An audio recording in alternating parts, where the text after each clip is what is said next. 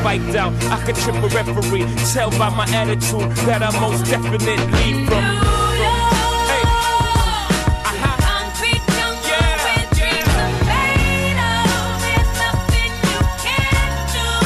And welcome to another This Week in Startups. It's episode 42? Tyler? 42? Is it 42 already? Oh my God, 42 episodes of the show, and the 50th episode's coming. I think we're going to go do the 50th episode up in San Francisco or the Valley, Palo Alto, with Microsoft. Right. So Microsoft, our great sponsor, has said they want to host the 50th episode, maybe at their campus or something, so we're getting the details out. But then Microsoft and our friends at Sonos said, hey, why don't you do an episode at South by Southwest, which I think is in March. So we're thinking we'll maybe do an episode at South by Southwest as well, which I haven't been to in ages. But that's a pretty fun conference. Open Angel Forum, March, April, San Francisco. June. Yeah. Well, yeah, but we have a San Francisco date coming up very soon. March 4th. March 4th, and people have to get their applications for the Open Angel Forum. I tell people the 26th. The 26th. We'll still look at it after that, but we look at it on a rolling basis. I like being soft on the deadline as sort of a measure of, you know, because if I make a big announcement, it's the 26th, nobody applies until the 25th, and then they all come in, and then they're late, and oh, can I get 2 more days? And then right. But anyway, the incentive there is if you get your stuff in early, we review it earlier, and you get, frankly, more time spent on your application. If you're late, we can't spend as much time on each application looking through everything, so earlier is actually a big advantage. I'm exhausted. Do people at the company know that I'm exhausted? Is there a back channel that, my God, it's much more pleasant when Jason has a 10-week-old at home because he's exhausted and not a maniac? Or, no. Because I am exhausted. For the first time in my life, I am actually exhausted. Hasn't come up. Really? Yeah. Interesting. We've got a great show this week. We've been having great guests. An old friend of mine emailed me just 2 or 3 weeks ago and said, hey, love the show. Here's some pointers and some questions. And I was like, wow, that's great. When are you going to be on the show, Michael Robertson? And he said, whenever you want me. And I said, great. We have an opening this coming Friday. And he's here. Welcome to the program. Thanks, Jason. We've been friends for over a decade. Yeah, easily. Probably met in the 90s, 96, 97, 98, 97, 98. Yeah. Probably. That's right. You were doing a little company called MP3.com. Right. There was this digital music thing that I thought might have legs. Yeah, exactly. Yeah. Some people might actually consume music over the internet. Yes. And man, you've had a fascinating career. 5 startups, maybe, just off the top of my head, I could announce. All 5 of them have crazy themes like epic legal battles, wins and losses. True. Huge sales, wipeouts. Just your career has everything in it. You have basically 3 entrepreneurial careers in 15 years. Is this an accurate description or no? I think so, but I can't say that about myself, Jason. You got to say that. No, I mean, it is pretty much true. If this episode, I'm just going to tell everybody who's watching it right now, essentially is the equivalent, Tyler, of watching 3 episodes of This Week in Startups. This may go for 4 hours because Michael's had such an epic career. He's really one of those entrepreneurs I actually really admire because he's fearless.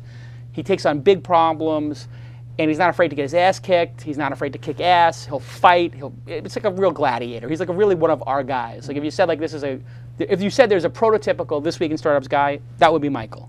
And like Mark Pincus and some of these other guys who you know who just like fight to the death entrepreneurs, like just the ones I like. If you're gonna make a TV drama about entrepreneur, like a series, like a sitcom, not sitcom, but like TV drama, I think his story arc would be awesome to follow. Yeah, it would be good if there were, but all those TV shows about internet people or technology companies or the Valley, incredibly boring. Because typically, people from the Valley, not so good looking. Doesn't really work out so well. Anyway, present company excluded. But interestingly, we got another call this week, Tyler, about the reality television show. Right. It's interesting. The reality TV people, this is the 4th company that's called about doing a reality. You must get these calls too. Reality television people who want to do stuff because you're an LA guy. I got a call to be on Shark Tank? CEO Survivor. CEO Survivor. They were going to take only CEOs. Oh my God. Dump them on, the format for Survivor. Dump them on an island somewhere and let the CEOs duke it out. So basically 15 alpha males, females, alpha females too, fighting it out on an island somewhere for resources. So basically nothing gets done because all the CEOs don't do anything. They actually just start telling other people to do stuff until they all starve to death. That's basically the end of the episode. Sure. But anyway, these folks who I guess are somewhat legitimate, who run one of the top 3 biggest reality TV things, a big calling, it may actually wind up that we do an actual television show, which is bizarre to me because these guys all seem like they're BS artists.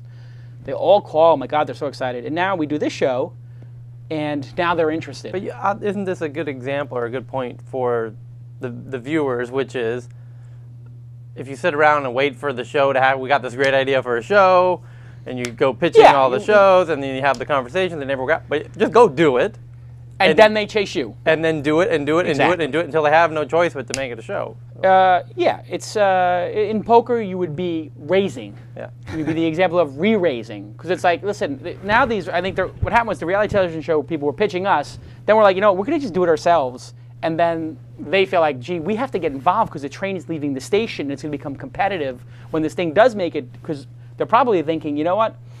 Jason's probably getting a little bit better at the hosting thing. He's looking into the camera sometimes. He puts a little makeup on now. He's actually almost presentable. They probably think he's 80% presentable. They look at you and they think that's a great sidekick to have in the show. Like, whatever. He's funny. They think it's like your shtick is working. And they're probably like, this could actually work if we just polish it off a little bit and maybe dumb it down. But anyway, yes. So you just do it. Don't ask for permission. And maybe it will happen, maybe it won't. But it is funny that it's all going on, and like there's actually a lawyer involved now. I've got like an entertainment lawyer like going over documents. I mean, it's kind of bizarre. Anyway, let's do something important. Let's talk about our sponsor, Bing. Right? Bing's a sponsor of the show. Everybody knows that. The last chance to pitch was today. So to be in the perfect pitch contest, whoever's on Shark Tank today, I'm looking right now. Yes, we have an interesting Shark Tank person. That'll be the last person in the perfect pitch contest, and whoever wins is going to win a free half day of communication consulting with a Seattle-based agency, the one called Creature. It's probably cost about $10,000 to do that, and so it's kind of cool. And you'll also be the winner, and the Bing folks. I told the Bing folks give an Xbox and a Zune 2 and all that kind of stuff. People like that stuff. But anyway, thanks to Bing for being a sponsor of the show. And everybody loves Ask Jason. This is the part of the show where people ask a question. So it's going to be Ask Michael and Jason. So let's take a call. You can see the graphics come up over there. And if they're a Skype call, they'll be up there. But okay, so this is Josh. Josh, you're calling from the 808. Can you hear me? Yes, I can. Okay. So, Josh, you have an internet connection. You're part of the interwebs, and you're calling from the 808. Where is the 808? Where are you calling from? It's Oahu, Hawaii. You're calling from Oahu, Hawaii. I love Hawaii, obviously, by the name of the company. And so you're calling from Hawaii, and how long have you been listening to the show? Oh, man. About 6 or 7 weeks. Let me ask you this. How did you find out about the show? Because this is a question I need to start asking, because I don't know how people are finding out about the show.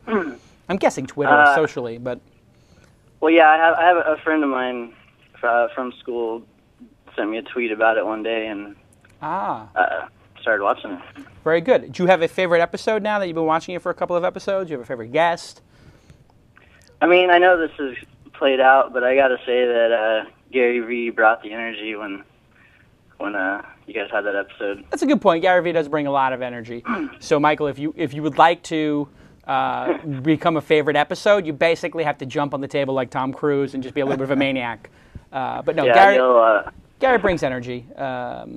But okay, that's fair enough. I think Gary's in the top 5 episodes pretty clearly. You have a question for us. I do. Let's hear it.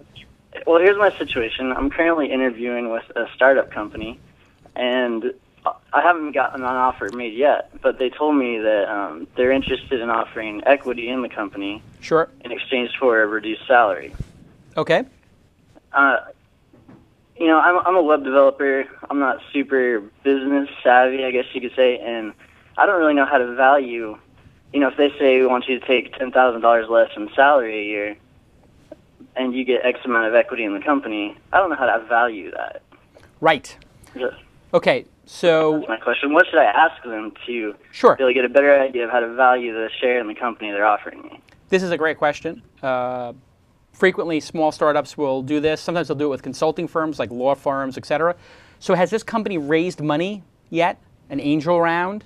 Or Yeah, they do have several $1 million in backing. Okay, so a little odd that a company with several $1 million in backing would ask you to take a pay cut. However, putting that aside, when they receive their several million, let's call it $2 million investment, they would have had to have put a valuation on the company, unless it was a loan.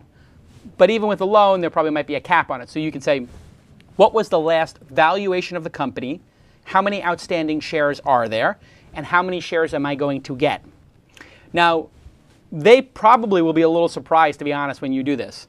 Because most entrepreneurs, if somebody asks me, like in a job interview, like how many outstanding shares are there, I'm not really putting that information out there freely. But the top people in Mahalo know how many outstanding shares they are, and people have an idea of what their value are. But if they're going to ask you to give up something, you need to know what is the value of those shares, what were the value of those shares at the last valuation, and how many shares are there, and how many are they going to give you. When you find that out, if they're going to give you 10,000 shares, and the value of those shares at the last valuation was $10,000, let's say $1 each, and you're giving up $10,000, well, cash is guaranteed, and the $10,000 in stock is speculated, so the speculative shares should have a multiple of value to the cash. I would say 2, 3, 4 times. So if you give up $10,000, maybe you should get $20,000, $30,000, $40,000 in shares. Michael, you're nodding your head a little bit. What are your thoughts hearing the call? Well, Jason's right. Once a company takes money, they set aside what's called an ESOP, equity stock option plan. Yeah. And that usually employee is like, stock option plan. Employee, there you go. It's usually 15 to 20% of the total outstanding shares, right? So that's the total shares that they're giving out. They're not actually going to give you shares. What they're going to give you is an option package. That option package typically is a 4-year package, means that you have to work all 4 years to get them. Right. And then there's usually a 1-year cliff, which means you don't get anything until you've worked up to that 366th day, and then you get 25% of those options. Yeah. The most important number to ask is how many shares are in the company. Because one of the tricks that companies can do is, when you make a company, it could have 1,000 shares or 100 million shares. Right. So if somebody says, hey, I'll give you 100,000 shares, you go, wow, if each one's worth $10, that's $1 million. Right. But you have to know how many shares are in the company. And so I think that's the important part, is how many shares are in the company. And that way you know what your percentage ownership will be. As a web developer, it's not going to be huge. You're not going to get 5%. You're not going to get 1% of the company. You're going to get something less than that. But that's the number to figure out. You need that denominator number. Sure. And the other possibility is sometimes they will give you an outright grant of options. And then this has tax ramifications. So you have to be also careful with that. If you have options, right? You don't have to exercise until you exercise them, which means you essentially buy them. You don't pay tax on them. Essentially, there's some nuance to that, and you have to talk to an accountant or their accountant about that. But they might also grant you the shares, and if they grant you the shares, then you definitely have to pay tax on them, and it gets very complicated. But it's a little bit weird. I don't ever ask anybody to take a pay cut and get shares instead. And it basically means that they value the cash more than they value the equity in the company, which is also sort of a tell. Like, I value the equity in Mahalo more than the cash in the bank, I think. So, I don't know. It sounds like a little bit of a weird situation. Are these people reputable? Have they done other companies before? Do you know who the investors are? Well, I feel like I gotta come clean with you here, and I hope it doesn't blow up in my face, but I'm actually interviewing with Mahalo right now. Oh, wow. Well, Mahalo didn't offer you. I know that nobody here offered you shares. It wasn't necessarily a pay cut. It was they say we offer about 15% less than the normal. Oh, I see. The normal standard pay for what you would be doing, and at least in the interview that I had Yeah. talked to, he said that they do have, they offer equity in the company potentially to supplement that. So what I typically tell people with our company is the top rate for a developer in Los Angeles is X amount. We pay generally 10% less than what you might make working at Raytheon or something. But if you make 10 or 15% less here, you do get equity in it, and you get, we have about $4,000 in benefits and that kind of stuff. So that's a sort of a different situation, which is what is the maximum cash you can make in the open market versus the cash and the value of the stock. So if you're going for max cash, there's always a max cash player out there, which would not be a startup. And so then you have to sort of value the equity. But that was pretty good. You sort of got me. The example you're talking about is Mahalo. Right. Interesting. So he slow played you. He slow played me. He slow played his aces. Absolutely. Yeah. And to be fair, the way I would look at it is this: a company who calibrates their prospective employees to say, listen, I'm not going to pay you the highest salary. Right. To me, that's a prudent use of cash. Yes. Now there's a limit, right? You don't say, I'm expecting you to take 40% less than you can get in the market. Now, that's kind of crazy, and you'd have to that would raise eyebrows at a company if I was interacting with them. But if you look at a company like Google, if you go and sit down with them, they will tell you, hey, we will not pay you as much as everyone else in the marketplace necessarily, right? We have all these benefits, we have these other benefits. And so to me, I actually like that because it shows a little bit of a prudence in the company. And what do you think startups pay on average less than, say, big established company? So if you're going to work at Disney versus working at one of your companies, or I don't know what the big companies in San Diego and Southern. Right. It all depends on where they are in the life cycle, right? If they haven't raised any money, it's not uncommon for them to say work for free, right? Work for free. Let's get the prototype out. Let's say a venture-backed one. But once you've taken multiple millions, you should. I think a discount that's 10 to 20% off the market is probably about the range. Lower than that, you'd have to raise eyebrows. Yeah, and I think that's exactly where we fall. So in terms of you making your decision to come to Mahalo or not, and I'll talk to the folks you're interviewing with, because you do get bonus points for calling in with the question. Awesome. I think the people here the starting developers here get like 10,000 shares, but I'm not going to say on the air how many outstanding shares there are. But I would say that would be, if the equivalent in a developer salary was $10,000 less you can make in the open market, that would actually fit maybe my multiple of cash value in the market. So 2 or 3 times the value of cash, which is what typically you give up. So you get more potential upside, and in fact unlimited upside theoretically when you get stock options. So it depends on your risk profile. Yeah, I'll add one more thing, and that is this.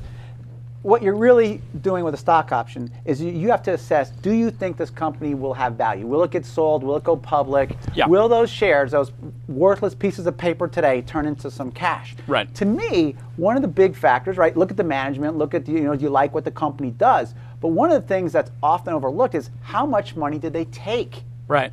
If you got a company that's taken $70 million, like VO did, which is a San Diego company that blew up last week, once they've taken $70 million, your opportunity for those stock options to be worth anything is pretty much zero. Because if the company sold for $70 million, all the venture capital guys get their money back, and they usually have a premium on top of that, so it could sell for $100 million, and the stock options that users get, that employees get, would be worth nothing. So you don't want a company that's raised $50 million. An appropriate amount would be, so if somebody over-raises capital, which in this market you may not have to worry about too much, but what Michael's referring to is, what if you are, the amount of money you raise, you have to basically pay back to the venture capitalist. There can also be something called a liquidation preference, where you might have to pay back double, and then the equity split occurs.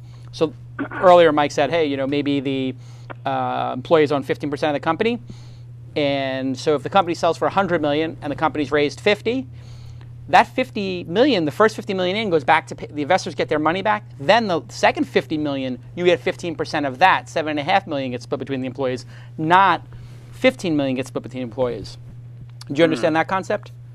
Yeah. So in Mahalo's case, we reportedly raised $20 million. We've got to give back $20 million before we start splitting with our employees, and that includes me. I don't get anything until we clear the $20 million hurdle, but that's why we haven't raised hundreds of millions of dollars. If you look at something like Twitter, now has raised $140 million, I think. They have to become worth $141 million before anybody gets anything on the management team. So I think that's as much as we can tell you. Yeah, based on the way he was phrasing it, it seemed like he had made an offer, and then the company had asked that he take less than the offer was offered. In the case of a startup like Mahalo, there's more than one way to incentivize an employee. Right. You can incentivize with cash, options, perks, etc. We, particularly Mahalo's case, we tend to not be so cash incentivized. It's more option incentivized. That seems to work well for the people who come here because it's a young company. You would get a larger piece of the equity than you would at a Raytheon or whatever. But at Raytheon, you'd get more salary. So it depends on what sort of culture fit you're looking for.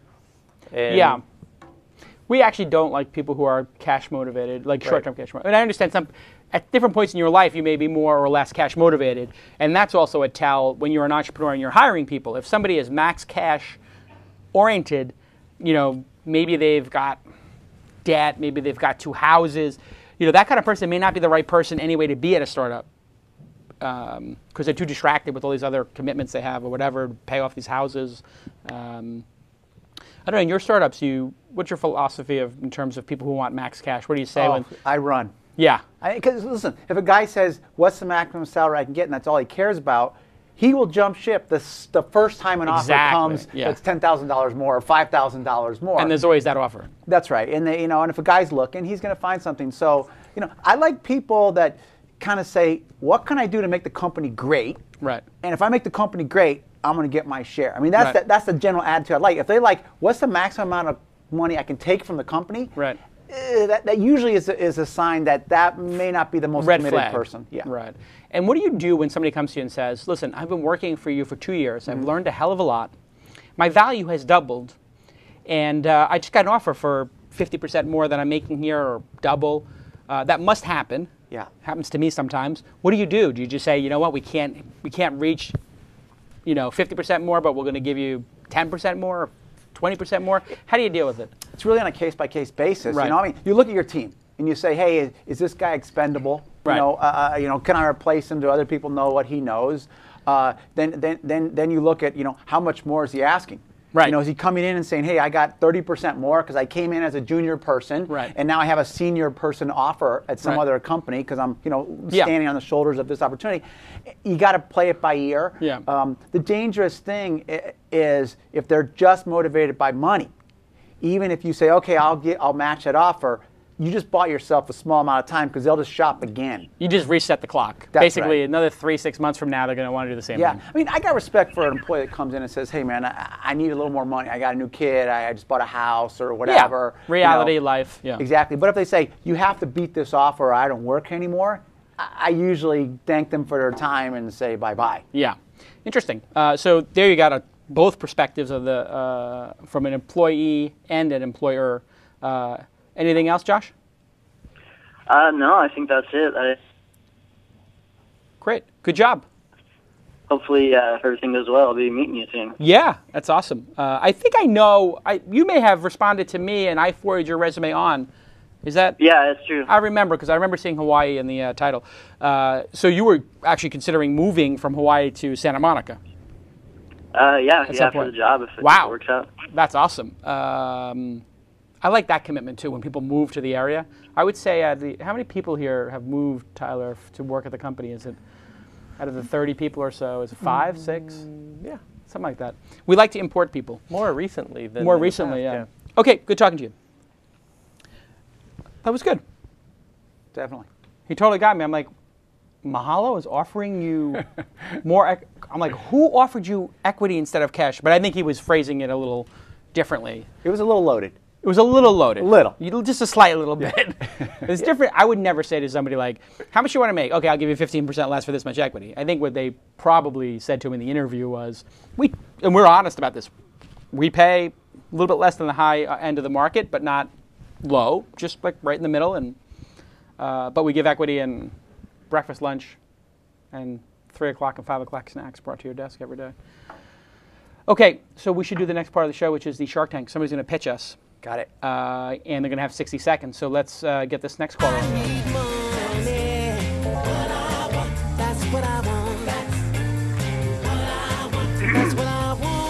Okay, sit tight, Eric. Okay, bud.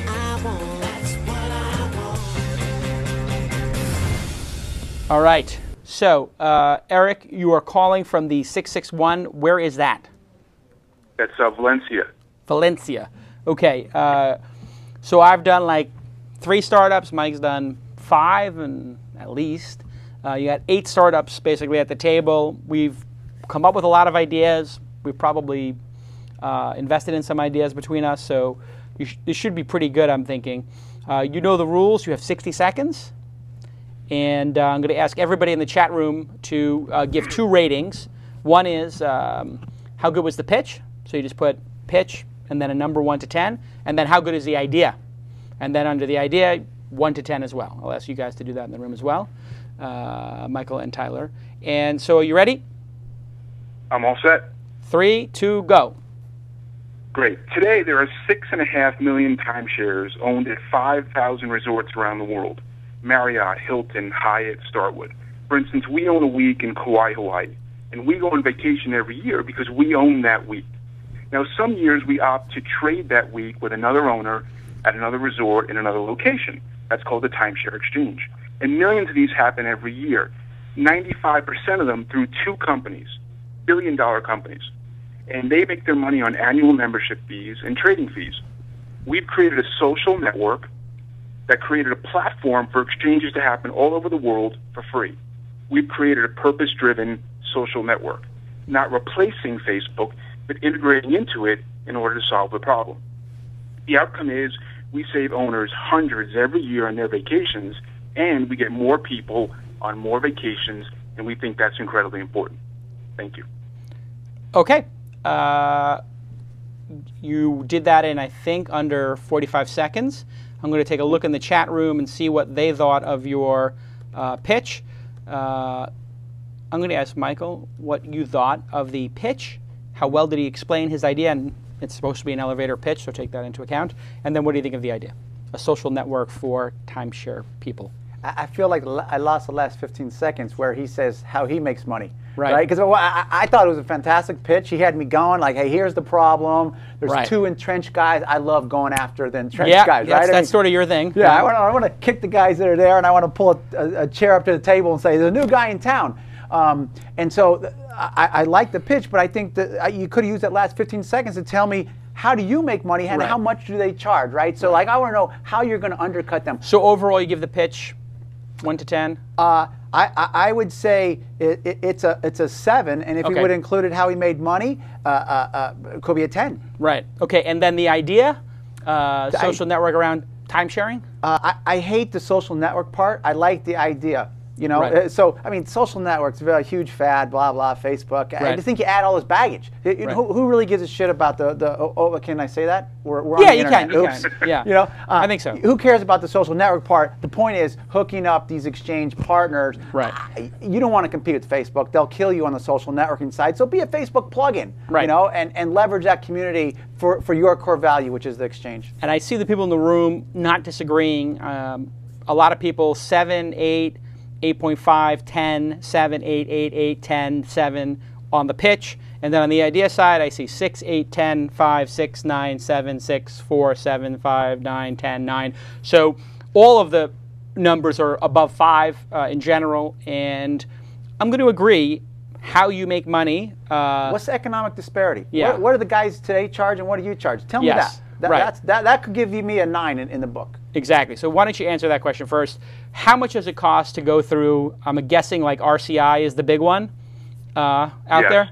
And just so you know, the way I figured that out as a angel investor for the last year. This is one of the things I've been working on is angel investing. I just typed in timeshare reselling and clicked on the first link on Google. So I've done my market research.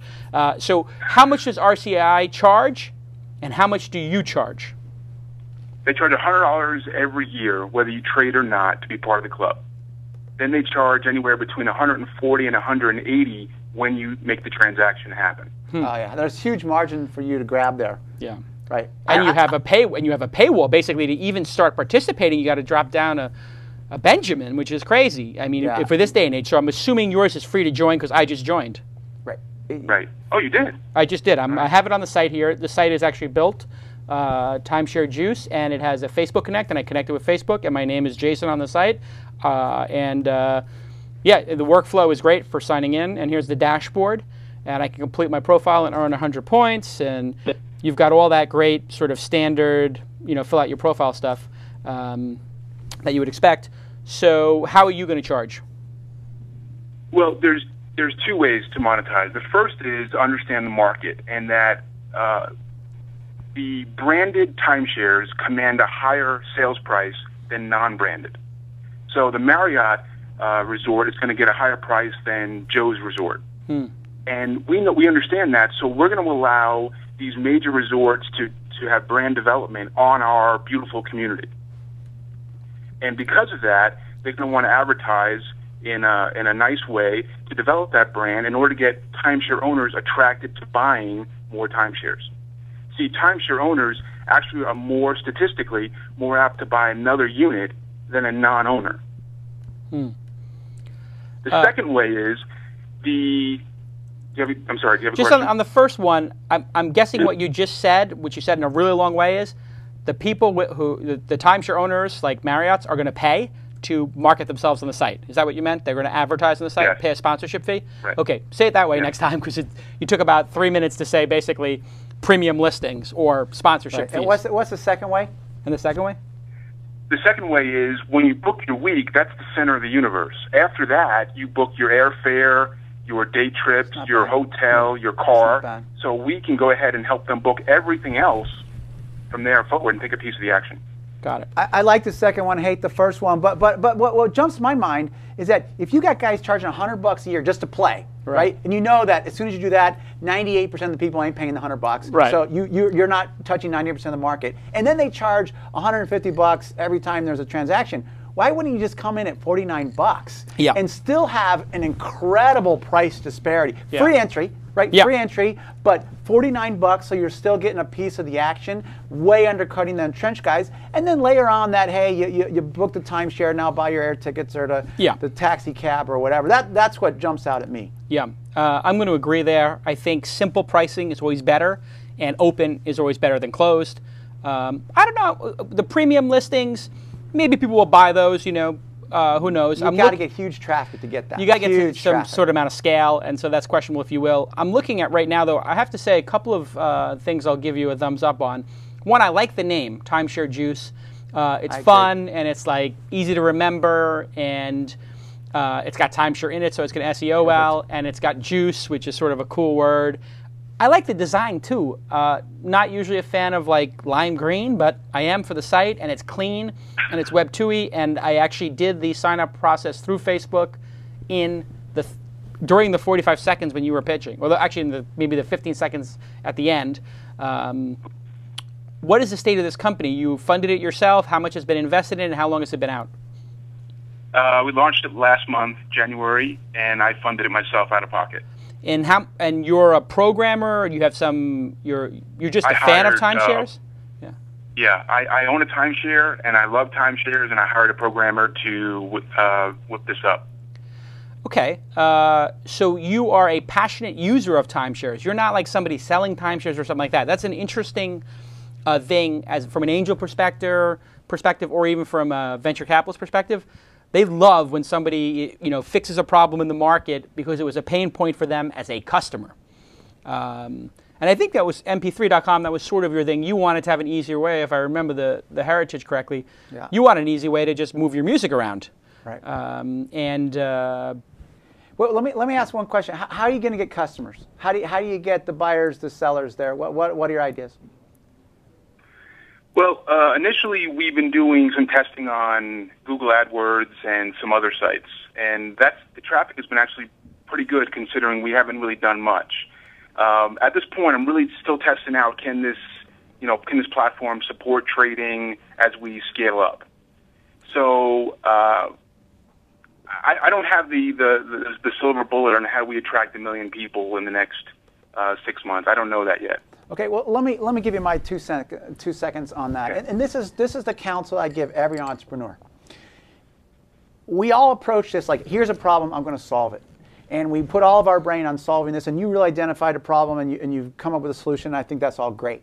There's a whole nother facet, and that is, how are you going to do cost-effective marketing? And I challenge entrepreneurs to be as innovative and creative on that problem as you are on your core problem. Because there are countless businesses that aren't that good products, but they have great marketing and they win. Yeah. And the inverse is that you've got products that have a great product, but nobody knows about them. They die in isolation. So what I would challenge you to do is, hang up this phone and then say, how can I cost effectively get customers? Now, 2 things. I'm not a big fan of just buy Google AdWords. Maybe it'll work, maybe it won't. They can be quite expensive. They could work for you if you had that $49, I'm going to charge customers $49, because now you know what you're working against, right? You can see how many keywords you have to buy to get a customer, and you've got this $50 a bogey to play against, which is why I think you should do that. But think beyond keywords. What clever way is there for you to touch timeshare users cost effectively? Because that's the deal. If you told me, Michael, I've got this secret way where I can spend $42,000 and I can touch 1 million timeshare guys, your business would be a grand slam. It would. But that's a hard thing to do. To touch customers cost effectively takes, really innovative thinking. You've got to do stuff that no one has done before. And if you do that, and you could tell every timeshare owner in the world, hey, go to Timeshare Juice, you would win. Okay, can I jump in? Yeah, absolutely. And I'm going to tell the audience that what Michael's talking about in general, people say, is the distribution problem. How do you get distribution for your product? And this is the thing that VCs and angel investors ask me all the time when I'm raising money. I'm sure you get it all the time. What is your distribution strategy? Is that another way to say the same thing? I've got a bunch of ideas, but let's hear from you, Erick. Okay.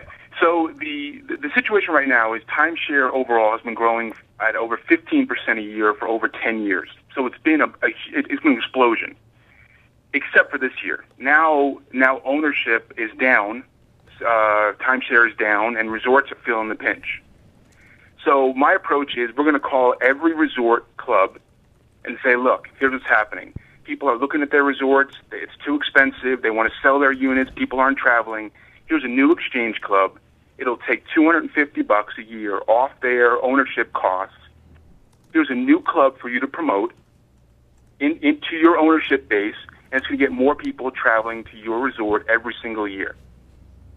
Do those timeshares, do they have a relationship with the two leaders right now? Yeah. When I bought mine, right away they gave me 2 membership cards, RCI and Interval. Right. And I didn't even understand what exchange was. Why would they do a third, right? They already have an economic relationship with 2 guys who are quite frankly overcharging their customers and undoubtedly using some of that money to pay a kickback to those timeshare managers. So that's going to be an obstacle for you. But I don't see what you're offering them, why they would entertain a third guy. Yeah. Are they going to entertain you and include you without some big upfront payment or promise of kickback? Or are you the outsider that comes in and tries to, sort of be the grassroots one? What's your strategy there? Well, resorts don't make money from the exchange clubs. If they do, it's small dollars. The way they make money now is to get me and my family into a unit, buying dinners and day trips and whatnot. Because I already bought the unit. It's already done. It's already in the past dollars. So if they don't get me to come this year, they don't have any revenue. So how do they get people... So is the problem that they are not getting people who've actually bought them to actually come in this kind of economy? Yeah, people are traveling. Yeah, they're traveling less. So people own them and then don't go. Right. They give up their week. Because, yeah, it's called spoilage, and it's a big deal. Interesting. So this would incentivize people to use the things. Interesting. Couple of ideas for you on the marketing distribution front. You have Facebook login, Twitter login is also great, Google login is also great, and teaching people how to market their timeshare. So there are countless companies that help you format your eBay listing. If you could say, here's my listing, I'm at the Marriott in Kauai, and then I press a button and it makes my eBay, and it makes my Craigslist, and it makes my Facebook widget, and my blog widget, and my Twitter post, and it says, here's the link, and here's the pictures of the Marriott Kauai, and here's what they offer, and here's the website. Be their marketing back end to help them go market their timeshare that they're trying to sell or trade. Like that. That's a very good idea. Yeah, if you go onto an eBay auction for cars, for example, they're all templated. And you can, if you become the template, they'll be like, oh, well, timeshare juice at the very least let you make the template for free. So what Jason's talking about, and I challenge you to think about is your marketing going to be top down or bottoms up? Now the first reaction is top down, right? If I have a new piece of clothing and I go, well, who sells the most clothing in the world? Walmart. I'm going to call up Walmart and get them to sell it. And that's just really hard to do because everyone rushes to the same conclusion. And for your exact problem, this is, do you market with these timeshare companies, or do you do bottoms up, which is the actual owners? And that kind of lends itself well to the internet because you can touch millions of people out there with the right online service like Jason is doing. And it may be a hybrid type of approach that you have, but I'm always a fan of the bottoms up, grassroots marketing approach. Great job, Eric, and thank you for your persistence in trying to get on the show. I know I saw some emails going by, and you did a great job and you crushed it. Fantastic. Highly recommend that you apply to one of the Open Angel forums at some point because this is a good idea. And the fact that you did it separates you from 99.9% of the people asking for angel funding, which is you actually built a product that's in the market. And I had somebody email me today who's a sort of a friend from the past, and they said, hey, I know you're doing angel investing. I got this great idea. And I say, great, show it to me. And they're like, well, I have a business plan. I'm like, you know what? I only invest in things when the product's built. And I know, the people involved or whatever. So, or hopefully I know the people involved. You've really done a good job. Really nice job on the program as well. Good pitch. Actually, you really got a nice response in the chat room there. So good job on that. Oh, thank you. That's great. Right, I really appreciate the feedback. That was dynamite. Awesome. Worth $10,000 right there. Absolutely. We'll talk to you soon. What's the $10,000?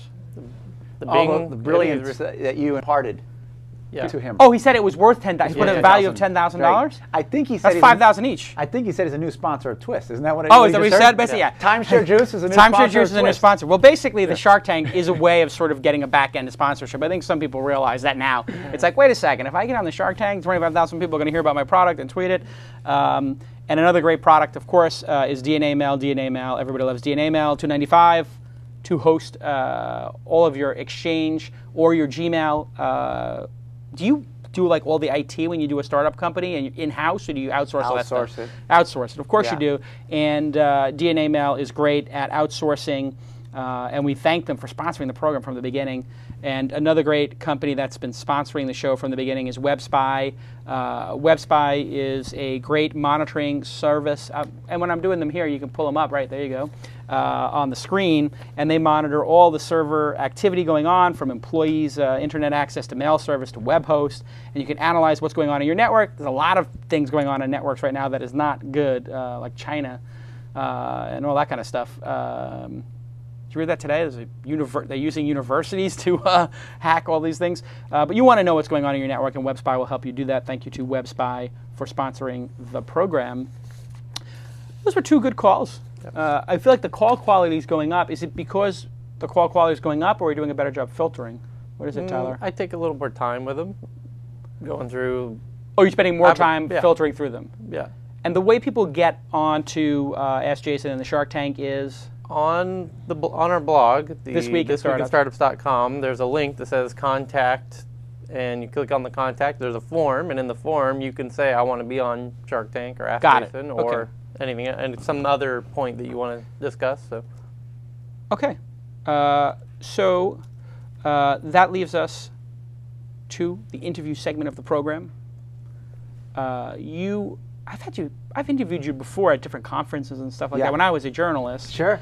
Journalist/entrepreneur. So then this is, there's a whole generation of people who don't know me as a journalist. So I have to explain to them at one point, I was like a journalist who had a magazine, and I used to interview all these CEOs. I wasn't known for being a CEO. I was actually a journalist. And that's when we met. You were doing MP3.com. What made you buy that domain name? Because MP3s weren't even WAV files were really the first file format. So was it that you saw the MP3 format come out? And when did you buy that domain name? I bought it in 1997. And was it available for $8.95? No, it wasn't. Oh, so you actually paid. There's a story for that too. Yeah. So let me take you back in time. I'm running a company called Files.com, Filez.com. And what we were was, the problem I solved was searching for files. Right. Back in the mid 90s, files were on FTP servers. So if you went to a web search engine, you never found any files. Right. So if you're looking for demos or games or updaters or pictures Zip or files, graphics or zips or whatever, pictures of cute girls, you couldn't find them. Yeah. So I said, well, there needs to be a search engine for files. It's a great idea. And so I came up with Files.com. Right. And we had a search engine that would just go out and index all the FTP servers. And one of the things that we did was I said, how can we make money? What if I went to Siberian Outpost, which is one of the early e-commerce guys? Sure. And I went to them and I said, why don't you give me your entire database of products? And whenever anybody searches for Palm Pilot, I'll list all your Palm Pilot products alongside. Right. You basically created AdSense or Overture. That's right. Yeah. And you didn't know it. No. And they're like, wait, why do you want my whole database? People thought we were like, doing something surreptitious. And I said, no, listen, we'll do an ad deal. I'll charge you 35 cents a click. You only pay per click. Right. And so they gave me our database, 37% click through. Wow. Wow, amazing. And I was stoked because that was real money. 37% click through times 35 cents. Yeah. And the company had 4 people at the time. Right. So we're making money. And I'm thinking, oh, this is great. The internet is great. The internet is great. How do I add scale? Right now it's just like add more. Add more, Because So now, before this happened, were you just out of school or something like that? Because you're a couple years younger than me, and so were you just out of school? Were you a programmer? Did you have rich parents? I mean, how did you start as an entrepreneur? I grew up super poor. Like poverty, not enough food to eat, sometimes poor. I mean, it was tough. Single parent. Drug addict, alcoholic stepfather. Any of this classic story, you've heard it a million times. I've said on this program, basically, show me any great entrepreneur and I'll show you a dysfunctional relationship with like a parent. So I went to school at UCSD. I graduated, said, I don't want to be poor. That was the thing. I was like, I don't want to be poor. Well, how do you not be poor? Well, have your own business. There's a business strategy, sure. Yeah, and so I started a consulting company that did pretty well, but there's no scale, right? There's only so many hours in a day, even if you bill at $100 an hour. And what are you selling as a consultant? I was consulting for, at the time, companies were just getting PCs and networking them. So local area networks. That's right. No for internals. Banyan Vines. That's right. And I specialized a lot on Macintosh. Really? Apple Talk and that kind of stuff. So you're setting up Apple Talk networks in the late 80s, early 90s. That's right. And so I'm setting them up, and I have some clients, and I realize, they need to scan their networks. The Macs were getting file sharing. So I said, hey, one misclick by an assistant, and all the payroll information is available to the whole world. Right. So I wrote some software. I took a little computer science at school, although it was not my major. I was cognitive science. Which is psychology, cognitive science? Is it? Well, it's the study of intelligence. Right. So it's some neurobiology. Let's try to figure out how the brain works by doing tests. Right. And then there's computation. Let's model the brain with a computer, like do artificial intelligence. And then there's psychology, which is, let's do tests on interface design to figure out how the brain works. Right. So quite a diverse thing. So I had some programming skills, so I wrote some software which would basically scan a network and look for vulnerabilities and create a report. You could run it on a regular basis, and I use it for all my clients, and I thought, well, why don't I sell this thing over the internet? Yeah. So I started selling it. That did well. The software business was great, right? Sure, the scales. Exactly. Very funny. I go, well, I'm not going to send people the software like on a physical medium. Sure. I'll just send it to them digitally with an unlock code. Right. Well, remember, this was 1993. Right. So many people said, I need the disk. Yeah. I'd go, but I just sent you the software. Yeah. But I need the floppy disk. Yeah. but you have all the software. Right, that's it. You know? Yeah, it was it's a the same paradigm thing. shift. It didn't Exactly. understand. So I'd send it to him. I was like, I got to sure. charge you $20 more. Right. Anyways, so that was pretty Burn a well. CD. But I wanted something bigger, right? That was network security software. So I saw my first digital camera and said, whoa, that changes everything, right? And it does. I mean, think back to, you know, the old cameras, you had to buy film. Was this the Apple one? Was it the Apple, the quick first one? take. The quick was take? Like this big. It was huge. It was like, what is the quick? I got to pull up the quick take. Maybe somebody can pull it up in the control room out there. The quick take looked like the pair of binoculars that like Chewbacca was using on Hoth to try to find like Luke Skywalker. I mean, they're huge. Yeah. I took it on my honeymoon. You know, it had a capacity of like 8 photos. You know, at 640 by 480 or 16 at 320 by 240. Right. You know, which is you're just like, complete garbage. And on your honeymoon, your wife was like, listen, you could have brought a camera with 36 photos and we could have 10 of those rolls of film in your pocket. Instead, you got to bring this thing, the battery runs out after 4 photos. Exactly. What an embarrassment for Apple that was. That camera. Well, you know, the moral of the story is, and so what I did is I said, well, what business is there around this? Well, people are going to be taking all these photos. They need to manage them. Let's create software that lets people manage photos. So you created iPhoto. So, exactly. Yeah. The problem was this was, you know, 1994. You know, cameras were too expensive, too slow, no viewfinder. You know, color printers sucked. Right. So it just wasn't, you know, the time. You know, when you're an entrepreneur, timing for these big macro trends is critical. Right. If you're too early, you lose. Right. And then you lose big. Yeah, and I lost. It was a complete wipeout, failure. And what I learned from that was you gotta get your ear closer to the ground. It's not about having the right idea and being able to see the future. You know, it's about getting the timing right. Right. Because you know what? There's going to be people, and here's the Apple QuickTake camera for people. You had that top one, the big, the big brick that looks like a projector, and that thing, it's like that takes it took 2 hands to hold. I mean, it was basically binoculars. No viewfinder, so you didn't know what you took. You took something like, I think I got it. I think I took something. Yeah. So your point though about timing, is there's always going to be 3 or 4 people, smart people who see the trend, maybe 30 or 40. There's going to be some percentage of them who execute on it, but whoever gets the timing right is the one who makes it. First guy up the hill. Sometimes they take the arrows. That's right. Second guy gets the flag. It happens so often. I mean, look at Apple and the iTunes. You know, everyone goes, Steve Jobs is so smart. He came with the idea to sell songs for $1. Right. Are you kidding me? No. You know, people have been trying to do that since the mid-'90s. And the Rio player was out for what, 3 or 4 years before he had it? The Rio, which holds 16 songs on an SD card or something? The first MP3 player. Yeah, exactly. So timing is critical. So that company flamed out, but it probably was a good thing to happen because it keeps you humble when you fail. Yeah. And I don't like to lose, and I lost, and it was my own money.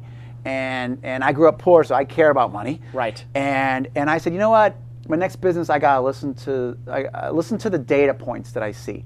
Right. And so I said, well, what's my next business? Well, search engines. I like the model, right? You set up a server, 1 customer, 1 million customers, the same cost. They have great scale. Right. And that's where I came about. Well, no one's indexing FTP servers. Right. So let's do that. Let's index FTP And those things servers. have value. Obviously, files have value, and you knew this because you were sending files that people were paying for. That's right. In the software. Absolutely. So it was sort of in your DNA already.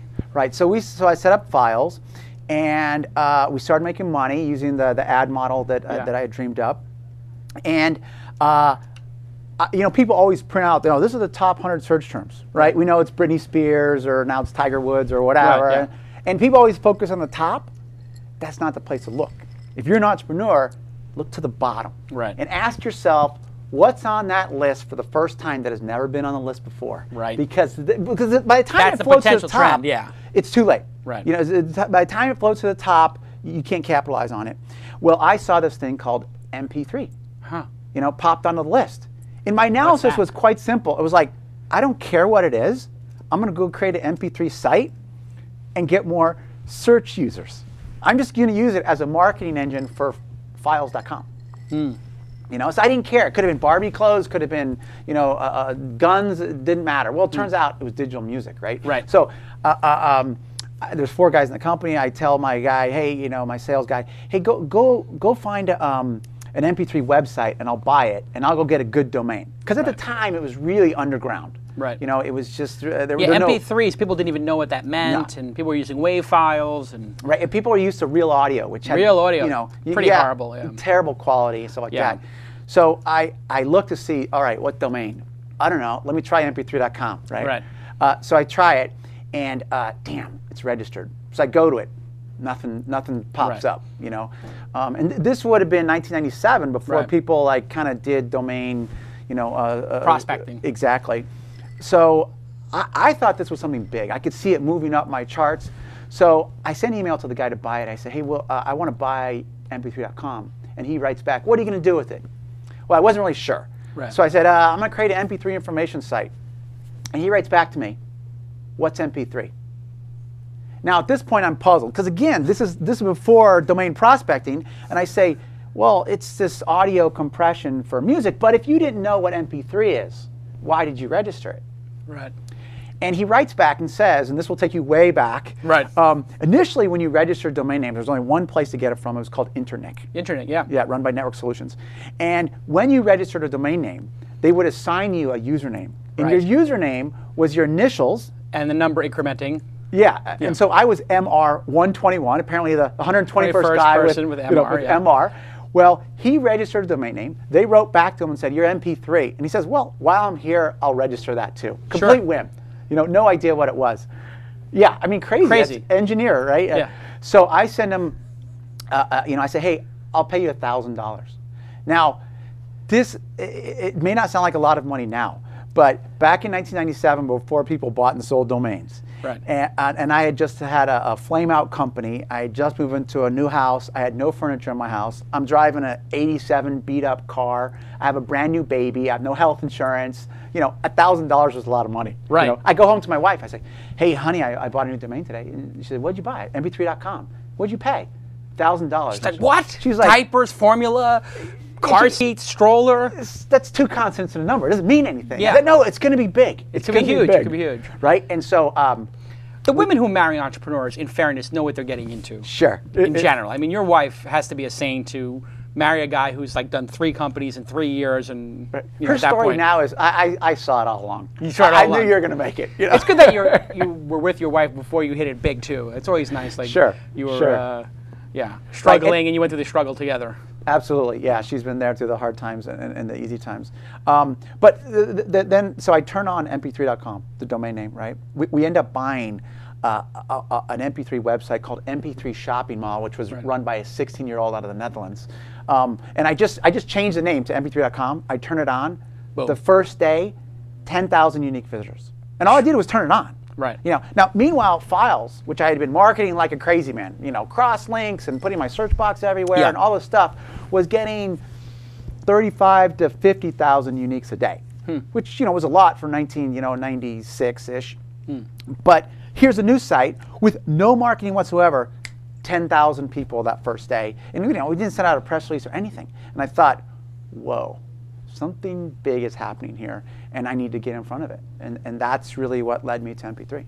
Now, MP3 starts getting a ton of traffic, and you come up with this idea. What if we took your CDs and put them in the cloud for you? Right. Well, that's really the second part. The first part, where MP3 made it, was when we first launched, all we had was articles about MP3. Like, if you want to play an MP3, you go get something called Winamp. Yeah, Winamp. Winamp. Yeah. Well, no one knows how to pronounce this stuff, right? Yeah. And some guy has a theoretical design about how you could make a music player with no moving parts. Now, at this point, it was just a schematic. Some guys were like, dreaming it up. A digital player that would be like a hard drive that you could take with you. Yeah, exactly. None of them actually existed. Well, people would say, hey, your site, sucks because I go to mp3.com looking for music and you don't have any music. I'm like, well, that's fair point. Fair, right? Let's listen to customers. This is where I didn't, I had to listen to the data points. And you look around the website and everything was like pictures of bands or 30-second songs of bands, but no actual music. Right. So I go visit all the major record labels and I say, hey, there's this new thing out there called MP3, and people are listening to music on their computer, and we have this great promotional vehicle. We can market any band. Give me some music. And their reaction was, before they threw me out of their office, their reaction was, people are not going to listen to music on a computer. Most computers don't even have speakers. Yeah. Which was true, in Yeah, their defense. fair point. Yeah, exactly. In their defense. But I said, but look at all the stuff you can do. You can make your own playlists and create your own CDs and, and stuff like that. They didn't want to hear it. They threw me out of the office, and I said, all right, they're never going to give me music. Right. So where am I going to get music? Well, let me go to the independent bands. Those guys who have no record label. Right. So they can do whatever they want with their music. And let's ask them. Yeah. So I stayed up, scoured the entire internet looking for any band that was putting up a promotional track in MP3. And I literally got like a list of 22 bands from the entire planet at this time. And I said, hey, can I link to your music? Right. And they all said, yeah, sure, of course, that's why we put it up there. Well, so we would link to, there would be a jazz section, there would be one band in it, and a rock section and 2 bands very in sad, it. Very sad. And they would click, so everyone would click on the first rock band. Right. And shut their server down. And GeoCities would crash. Right. Right? And so they'd send the hate mail to MP3.com. I went to your site for music, and it crashed. You suck. Right. Like, but it's not my site, it's GeoCities. But I said, you know what? They're telling me I got to host the music. Right. So you're listening to, and you're filling out where the problems are, where the pain points are, and just as you go, riffing and solving them. Exactly. And so then I said, well, I got to build. So I go back to these artists and I say, can I host your web page? I'll build it for you. Just let me host the music. And they said, yeah, sure, of course. So we go and build 25 web pages, and I figure, okay, this doesn't scale. You know, HTML, web editing, no, that's not the drummer's name. I'll use this picture. I was like, this doesn't work. We got to make this self-serve. GeoCities, boom. So the people just fill out a form. They upload the picture. They upload the song. They tell me who's in the band. They do this, they do that. And so that's what we built. We built a self-publishing engine. Right. And invited you built any MySpace. artist. Exactly. Well, what happened is that after I sold MP3.com, the new owners, Universal Music, the world's largest music company, destroyed the company. Right. And then MySpace came in and filled the vacuum. Right. They just copied MP3.com with 3 times crappier technology, by the way. Yes. Which didn't scale so well. Exactly. And now they're paying the price for that. Yeah. But that was the essence of MP3.com was, all right, I'll go get independent artists to give me their music. And so suddenly I had this growing library of music.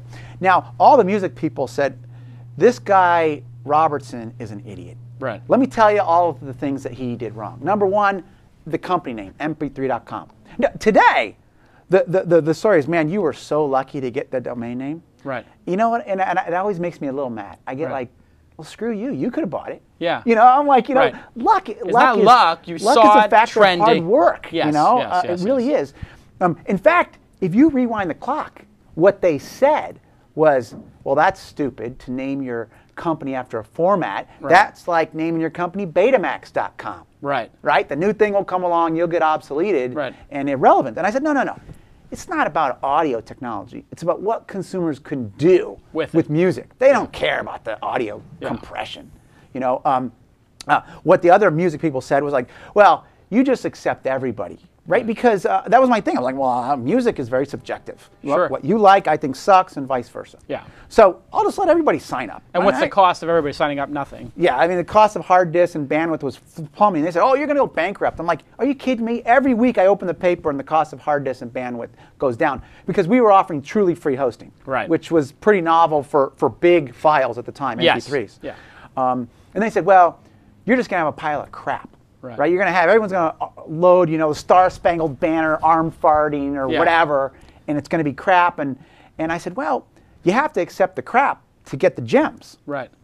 And they said, yeah, but no one's going to be able to find it. And I was like, yeah, that's a fair point. Right. What if I made an algorithm that just ranks people on what they do? Right. So if people, buy your CDs, click on your links, send it to friends, you float to the top. Right.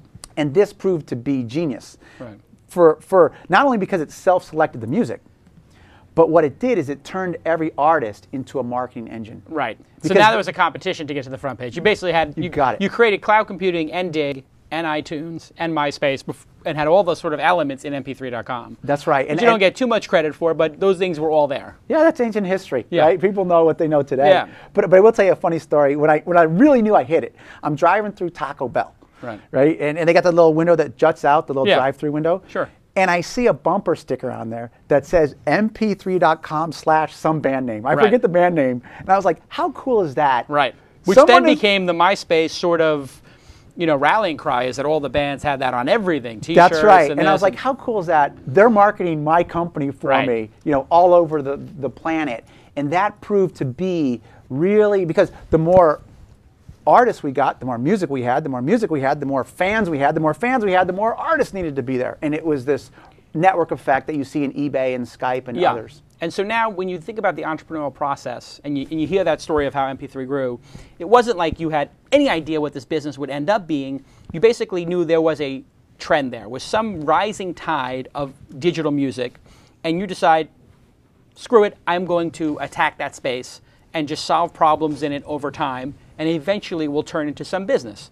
Right. Was that your premeditated strategy, or did you think, this is the business starting day one, this is what it's going to be?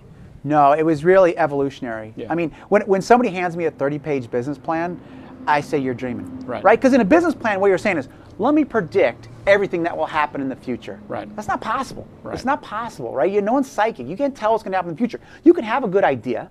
Doesn't mean you don't do some homework, right? About like the timeshare guy, he's like, oh, this is how much they pay, and this is the competitors, and you do some homework. But predicting the future, it's impossible. And I hate big business plans because people spend all this time in it, making this big plan, and then they won't deviate from it. Right. It makes you rigid. They get so data. You don't write business plans. No, I think, when I raised my first round of VC funding for MP3.com, 1 page. It's interesting you say that, because I refuse to write business plans. Yeah. And I've raised tons of venture capital like you have, and people have asked me like, oh, can you write a business plan, or do you have a business plan, do you have projections? And I say the same thing, what is the point? And then there's a group of venture capitalists who will say to me like, of course. And there's a group that are like, well, we really need to discuss it, we got to model something, maybe we'll have an associate work with you. Do you use that as like a qualifier when you're dealing with somebody, like how they look at the business plan sort of, conundrum? Is it? Well, I think the is that a tell with a VC if they like obsess about a business plan? Yeah, absolutely. And all of my businesses have been consumer businesses, right? They're B2C. Right. I'm trying to reach millions of consumers. Most VCs are more B2B. Right. Right. They're they don't really understand how you reach millions of people, and so they're not used to that model. Right. And you better be dynamic. You know why? Because what is effective marketing today will not be cost-effective marketing tomorrow. Right, because all the big marketers will come in and they'll take over the all channel, rush just in. like they did with Google AdSense, which is what your big complaint about Google AdSense now is too expensive. Yeah. Probably in the beginning you would have loved it. So maybe the timing is... if you're the first guy to do a marketing trend, chances are it's going to work well for you. Yeah, it's going to be cheap. Right, but as soon as the market comes into equilibrium, right, where all the competitors rush in, then it's going to be about the same cost as TV, radio, newspaper, whatever, right? And because everybody rushes in, there's people that aren't smart about it. You have no et cetera. leverage. You lose the leverage. So now, when did the feature of the locker come in? Because the locker was the thing that got people really, really pissed off. And also, you had taken the company public, which people forget. Right. When did the locker idea come up? How did that come up? And then when did it go public? Mm-hmm. So we took $10 million in venture capital money from Sequoia. Oh, you guys were a Sequoia company. I didn't realize that. I know. So start mentioning me when you say Oracle, Apple, Cisco. I'm going to always say MP3.com. So was it Moritz? No, it wasn't. They were so swamped at the time. I actually got the semiconductor guy. Really? Yeah. Who Mark Stevens. Oh, okay, Mark Stevens. They're like, hey, go figure out this internet thing. Well, Mike's too busy. Yeah, he's got the Yahoo thing going on. Yeah, exactly. Right. So here's something that's interesting. We took money in January, I think, of '99. At the time, we were using Quicken, not QuickBooks, Quicken. Quicken. 6 months later, we're public on NASDAQ. From Quicken to public, there's in 6 months. There's your CFO's autobiography. That's. I tell you, what I actually, and when we took the money, we had 4 people in the company. Right, and 6 months later, we're a public reporting company on NASDAQ. I mean, no one's done it quicker. Yeah. And you couldn't do it that quick today because of Sarbanes-Oxley and some more rules. And you probably would have to have like significant revenues and 8 quarters of audited financials and all this other kind of stuff. Probably some other little details. That's right. Right. So we went public. We were the largest internet IPO of all time, and then Webvan beat us. Yeah. Yes. Boy, did they crash that thing into the wall? Yeah, at pretty 100 much. miles an hour? Pretty much. Amazing. It was funny when I was meeting with Sequoia. I was saying something like, oh my God, like Webvan or something, and they're like, yeah, that was ours. I was like, oh, sorry to insult the Webvan investment. Right. But So we went public, and I remember because it was like $12 a share, and then all of a sudden, was it the same day it went to 100 or something? Yeah, we closed the first day at 100 or something. So 10x in the first day. We actually opened at 28, and we closed the first day at, I don't know, 120 or something. Right. So it was a big number. Growing up poor, and see your mom suffering through it, and not having enough food, and then you have a complicated relationship with money, and then you wake up one day and the value of your stock is hundreds of millions of dollars, I'm assuming. I was a billionaire, I think, for a short time. What happens inside your brain? How do you emotionally reconcile, the sort of hardship you have in the beginning of your life with all of this, let's face it, pretty insane compensation, probably disproportionate, unrealistic compensation for what you did? Not that it's your fault. Somebody else bought the shares and pumped them up, and, what happens in your brain? And what do you call your mom, and what do you say to her? Well, I think for me, I can only speak for myself. Right. I never even took the time to think about it. My wife framed a newspaper headline or something like that, but I didn't care. I didn't check the stock price. It was imaginary. It was it's not money in your bank. Right. You own shares in a company, but it's not money in the bank. And to me, I always grew up like, okay, what do I need to do next? What do I need to do next? What do I need to do next? So to me, it wasn't about, wow, look, I'm rich. It was about, okay, what do I need to do next? What do I need to do next? I have this trait I think a lot of entrepreneurs share, which is like, if I don't read every Wall Street Journal, my competitor is, and he's going to be smarter than me tomorrow. Right. Right. And I think that ruins your life a little bit because you never take time to go, you know what? I did fantastic work. Yeah, I'm going to take a break. I'm going to reward myself. You just don't have that mindset. And I never had that mindset, and now I'm 42, and I'm finally getting it maybe a tiny bit. So I never even thought about it. I was, and in fact, what I thought about was, okay, a lot of people paid a lot of money for this stock, that I promoted during the roadshow. And there's big expectations on the company. I didn't care about the earnings, how would those go up or down. I didn't care about that. But I did care that, all right, where is music going to go? And so I had this idea that all of your music was going to live in the cloud. Huh. Right? Now remember, this is 1989. Right, the whole idea that you would play and you wouldn't own it, and it would be... Well, it would be in a remote server, and it would stream to you. It was mind-blowing. I remember you explaining the idea to me back then. I said, this is mind-blowing. Right. But just back to the other thing, because it's fascinating to me. You're basically saying you were so defined by your sort of relentless pursuit and work ethic that even when you obtained this extraordinary wealth, paper or not, it didn't even register with you. You just felt like you're such a work machine. You got to just keep executing.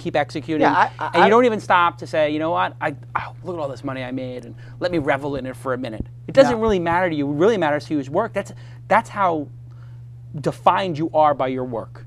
That's true. I mean, to give you a specific example, I was still driving the same 1987 Honda Accord with one broken headlight. They have the pop-up headlights. Yeah, sure. And one was broken, so it had a coat hanger in it. My wife would criticize me, and then finally, the board members and my president and CFO said, Michael, we need you to get a car with airbags. Yeah, grown-up car. Exactly. Volvo time. And I'm like, Keyman life insurance time. It's great. It'll last forever. It'll last till 300,000. I'll throw it away and make it a little cube or something. And like, no, you got to get a new car. And I was like, want to.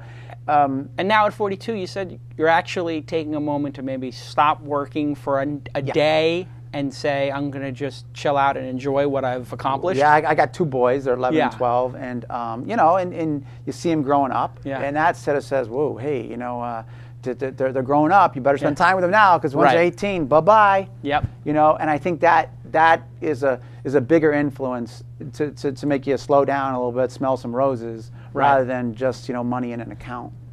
Very interesting. Let's go back to the cloud computing thing. So you got these things up in the cloud.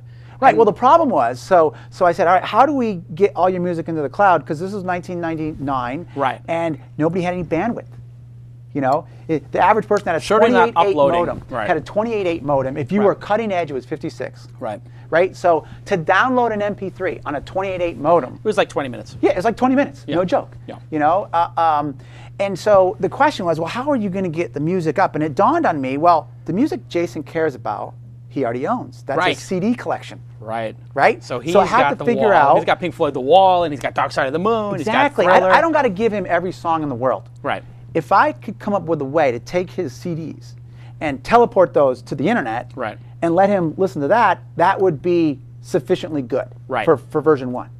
Well, the problem is, how do I get these CDs up to the internet, right? Right. You can't upload it. The bandwidth Impossible. wasn't there. So I sat down with my engineers and I said, this is what I want you to do. I want you to write software that will look at the sound wave patterns on a Right. CD. Determine what CD it is, and we'll go out and we'll buy $1 million worth of CDs. And once I see Pink Floyd The Wall, you Right. know, so we'll have the customer put the CD into their CD-ROM drive. Right. I'll look at the sound wave patterns, precisely determine what CD that is, and then as soon as I know it's Pink Floyd The Wall, I'll turn it on in Jason's account. So you get the fingerprint of it. You know that they have a copy, legit copy, and it goes up there. Right, because the only way you could get music into your locker was if you showed me, hey, I have the physical CD, I'm going Right. to prove it to you by putting it to your CD. People love the service. It works. You think this is an incredible innovation, and then you get sued like crazy. That's right. And so eventually you guys have to settle some lawsuits, if I remember correctly, Yeah. and then you're sort of forced to sell, or it made sense to sell. What was the outcome of all those lawsuits and insanity? Because you must have had to go back to the companies that you originally went to and said, hey, you know, there's something going on here with these MP3s. Right. I'm assuming you were sort of in touch with them during this trend. That's true. And now they're like, okay, now we got you doing something that we don't think is cool. Right. And they just, boom, massive lawsuits, billion-dollar lawsuits, right? Tons That's of right. them at once. That's right. How did you deal with that? I mean, and there's two levels of dealing with it. Like, there's the tactical, but then also, like, on an emotional basis, you wake up one day as an entrepreneur and go, holy cow, all this empire I've built is being attacked by these other, like, 8 huge empires, 7 huge bullies. Would you just think I'm effed and that's it? I gotta roll over, or? Well, I think, you know, an entrepreneur, a true entrepreneur is a fighter. Right. Right. And if you punch me, I'm gonna hit you back. Right. Right. I mean, that's the way you innately approach Right. life. You're not you afraid know? to mix it up. Right. Listen, I grew up poor. It sucks being poor, but you know, you can't go through life saying I don't want to be poor. Right. I mean, you have to have some sturdiness and Right. stuff like that. So yes, when they sued us, that was not good. And to give you just, you know, your viewers some background there, you know, I said this is brilliant technology because the only way you can get music in is to have the CD. Right. This makes the CD relevant in the 21st century. Right. Right? Because I told them, guys, the risk that you have is that the CD becomes irrelevant, people stop buying your CDs, and you lose all the revenue. Right. I'm going to make the CD relevant because I'm going to say, put it into your computer, bam, it's on the cloud. Now, you couldn't download it. All you could do was listen to the songs. Right. You couldn't send it to friends. It was so crippled. It's not like you could do anything with it. Nah. You couldn't share it. You could just listen to it Right. yourself. So it was good for the industry because it made the CD modern. Right. Right. And it was good for the consumer because it said, hey, you know, do this, and now you can listen to the music at work or Yeah. wherever you have an internet connection. But the record labels were intent on, you know, suing us because they thought we were getting powerful. As a bottom line, they thought we were getting too powerful, Yeah. and so they went after us, and they won, right? Right. And the reason they won is because remember I told you we bought $1 million of CDs. Yeah. Well, when you popped in that CD and they use a software called Beam It, we weren't actually moving all the audio files. We were just saying, all right, Jason's proved to us he has that CD. Right. And because of that, they said, well, you're using our copyrighted works without a license. Now we said, hey, we bought a copy and Jason has a copy. Come Right. on now. And so we lost, but Right. they found a judge in New York, and some people say it's the worst internet ruling of all time, and Right. I don't know if it is or not, but you got to respect the judge, and so we lost the lawsuit. We end up paying, you know, $150 million in damages, and what was really frustrating was we didn't damage anybody. Right. You know, in fact, what we did is that we went to online retailers. Like there were companies to go in the Wayback Machine. There was companies like called CD Now. CD where Now, you huge buy company. CD. Yeah. And I would joke, well, it's not CD Now, it's CDin4days.com. Right. Right. You buy a CD, and then the postman have to deliver Sure. it to you. I said, why don't you tell us when Jason buys a CD, and I'll let him listen to it right away. Yeah. Crazy. Overnight, the 3 retailers that launched that service with us, 28% sales boost overnight. Wow. You know, and because it made music purchasing What's the other online one? immediate. N2K or something like that, or music? Yeah, N2K. N2K was the other big music distributor that was doing stuff. So it was very distasteful to have the record label say, "Oh, you damaged us." Right. And I was like, "No, I sold more product for you." Right. You know, I did the opposite of that. But they sued us, and you know, lawsuits came down. And then the final chapter is the company that sued us the most was Universal Music, right? Who then comes and buys MP3.com for almost $400 million. That's right. And so it was quite quite interesting to be in court, and they would tell the judge, "Your Honor, this guy doesn't care about laws. He doesn't think it applies to him. He doesn't care about copyright law, etc." And I was going, "Wait a second. I'm not Napster. I'm not like all music for free. It's not my problem." Right. You know, I'm actually coming to the table with a solution. Absolutely. And you sort of got unfairly dumped into that sort of Napster thing. It was like, oh, MP3 and Napster, and it was like, wait a second. File sharing. Yeah, you did file sharing, right? That's what they all say. You did file sharing, right? And then in the break, they would be in front of the judge, you know. And you went to all these cases and had to testify and all this kind of stuff. Sure. That must have been quite an experience. Yes, it was. Yeah. Yeah. Humbling, because we were, 0 for 73 in court. You know, I mean, I struck out like 1,000 times, and so that was very humbling. But what was interesting, you'd be in court, they'd say, "This guy's terrible," and then at the break, they'd say, "Hey, you think maybe you want to sell your company to us, and we'd like the technology and the people and stuff like that." And the moral of the story is, lawsuits sometimes are about right and wrong. Right. And sometimes they have nothing to do with right and wrong, and have only to do with business leverage. Negotiation. That's right. Can I get leverage over you for some business tactic? Right. To some ends. That's right. You wind up selling the company, you own at least 25% of it. Yeah. All's well that ends well. You have this biggest home run of your career on a reward basis. But in some ways, I guess, sad that you weren't able to revolutionize the music industry and sort of then Steve Jobs comes in and somehow, whatever number of years later, convinces them that this is a good idea. Right. And gets credit for it. Yeah. You bitter about that, or how do you reconcile it? Well, I think, listen, Jobs is the entrepreneur of my lifetime, so he deserves the credit that he gets. However, there were a lot of guys before him that did really well. And laid groundwork, and he stood on the shoulders of companies like MP3.com and Liquid Audio and other guys before them. So I think I like to set the record straight there. But I will admit to this. There was unfinished business at MP3.com. Right. My vision of all your music in the cloud, accessible on any device, anywhere that you are, your car, your home, your mobile phone, whatever, that's something that I wasn't able to achieve at MP3.com. And is probably, I wouldn't say it's a regret. I mean, you can't go through life saying, "Oh, I regret this." Listen, you make the best decision you can, and then move forward. You know, and there were, in your case, major outside factors. I mean, there's the outside factor of the record industry had no interest in solving this problem and only interested in crushing anybody who was trying to be innovative. That's right. And a legal system that doesn't understand the future and can't. And you were super early. So, I mean, talk about a lot of outside factors that are hard to overcome. And the dot-com bubble had come. And the dot-com bubble had come. And so when a company who has, a valuable stock and huge revenues comes and says, "Hey, I want to buy your company, will you do it?" You look closely at it, and my team had worked really super hard. They were fantastic. Right. And one of the things I did that I'm proud of is that when I negotiated that sale, there was another $15 million that nobody knows about, really, because it wasn't made public. But I flew to Paris, because that was the head of Vivendi Universal at the time. Jean-Marie Messier, was he running at the time? And I said, "Listen, I'll sell you my company on one condition. You got to give me $15 million.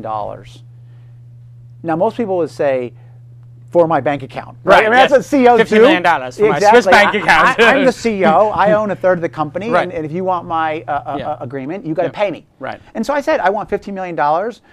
But I said, I'm going to give out that $15 million to my employees the day we close the deal. Right. Now, that's the big deal, not the $15 million necessarily, but because they don't want you to give money to your employees because they're buying the employees. Right. They don't want you to them make leaving, them walking out the door, exactly. 400 employees go down to zero. Yeah. Exactly. And he agreed, and so everyone in the company got a bonus, even the security guards who didn't even work for the company, that he outsourced from. And that's something I'm proud of. So my it was very a tough time when the lawsuits and they're watching their stock price go down and all the negative articles, and it's hard to do business because you have lawsuits overhanging. And they fought through it. Yeah, they did, and so they deserved, I think, a reward. And so if it was just me by myself, I would have stayed in the pocket and kept playing. You know, let's see Fifth Street. Yeah. You know, I know you like poker. Yeah. But there were other factors there that made it the right time to sell. Sometimes cashing your chips, it's okay, right? Sure. I mean, that's a good thing to do. And when you look at entrepreneurship, a lot of people gave up during the dot-com bust. A lot of people would get crushed under all those lawsuits. Is a certain resiliency that you have that the great entrepreneurs have. Is this something that can be learned, or is it just in your mind, or is it something that comes from how you grow up or your DNA? This sort of insane masochism, resiliency. I mean, like you're saying, you're getting negative press. You're getting your ass kicked in court day in and day out. People personally attacking you that you're the Antichrist, you know, and you're losing employees probably. You got venture capitalists and board members on your back. You got public company and people own the shares, and the shares are going down. I mean, class action lawsuits. Class action lawsuits, correct? Because after you get the lawsuit, it's like, you didn't disclose it, which was horseshit. We disclosed everything. Everyone knew what we did. You know, it was public on the website. But. So now you got these 20 things working against you, and a smart person might just say, you know what? I resign. My position. Somebody else solve this problem. Keep all my shares. Have no responsibility. I'm out. Yeah. You know, you guys figure out what to do with this thing. What is it that made you, when you look back on it, not just get up and walk away from it all? I mean, it's just so brutal. Well, I think entrepreneurs, for whatever reason, the best ones are contrarians. If you have conviction, you must be okay saying, you know what? We should turn left, and everyone else in the world says turn right is the best thing. You must have that conviction, you know, and I think I do for whatever reason. I don't know what it is, right? I'm not sure you can train people to have that, you know, we need to turn left when everyone else says to turn right. But I think innately that's what I do have, right? When the dot-com bubble happens and everything crashes, that's when the dude has to go, all right, let's go to work, right? You got to say, this is the opportunity. Says the world is ending, I got to start a business. Right. You know, you must have that. I don't know why. I don't know. I ask my wife sometimes about that because I don't think I'm a really good judge of people. Right. You know, I say, what makes Michael, you know, work? Yeah. And she says, you don't care what other people think. If everyone says you're wrong, you don't care. Right. And most people do care. Right? If they care greatly. Yeah, they say, skinned. well, one guy said I was a jerk or wrong or dumb or stupid. An anonymous commenter on TechCrunch said my company's no good, and they start crying in their coffee. When somebody comments on me, I thank them because that means I'm relevant. Yeah, you're giving some attention to your ideas. Yeah, they don't comment on irrelevance. So even if they disagree, they're saying I'm relevant by saying I'm going to take some of my time and tell the world why I think you are, you know, right, wrong, you know, doesn't matter. Antichrist, whatever. Exactly, doesn't matter. You're relevant. You should thank the lucky stars because the biggest risk of any business has is dying in irrelevance. That is true. This has been amazing so far, and as I told you, and I promised the audience, this is like getting 7 interviews.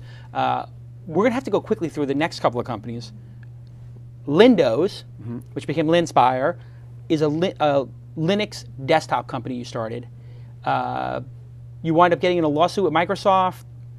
They sued you, if I remember correctly. Yeah. But then they paid you $20 million to end the suit, and you changed your name from Lindows to Linspire. When you named it Lindows, obviously you know what you're doing. Like, this is a play on words. Were you poking the tiger? Is that a deliberate strategy to sort of poke the tiger a little bit and say, hey, here's a free desktop operating system? Because it is a revolution, Ubuntu and these things. Did you say, like, I got to stick it to the guy, and was that worth doing in hindsight?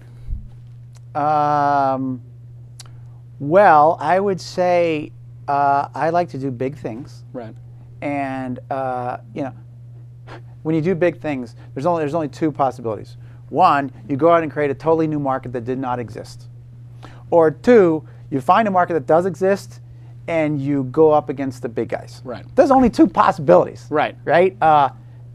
you know, with MP3.com, it was more like, hey, let's create this new thing. Right. With Lindows, which became Linspire, as you correctly noted, it was like, hey, let's go after Microsoft, who's big fat guy who makes all the profit. Right. And undercut them on price and try to deliver a quality product and give them some competition. So you have to be willing to poke the bear if you're going after a big and idea. of course, they responded, and this creates an incredible amount of attention on Linspire.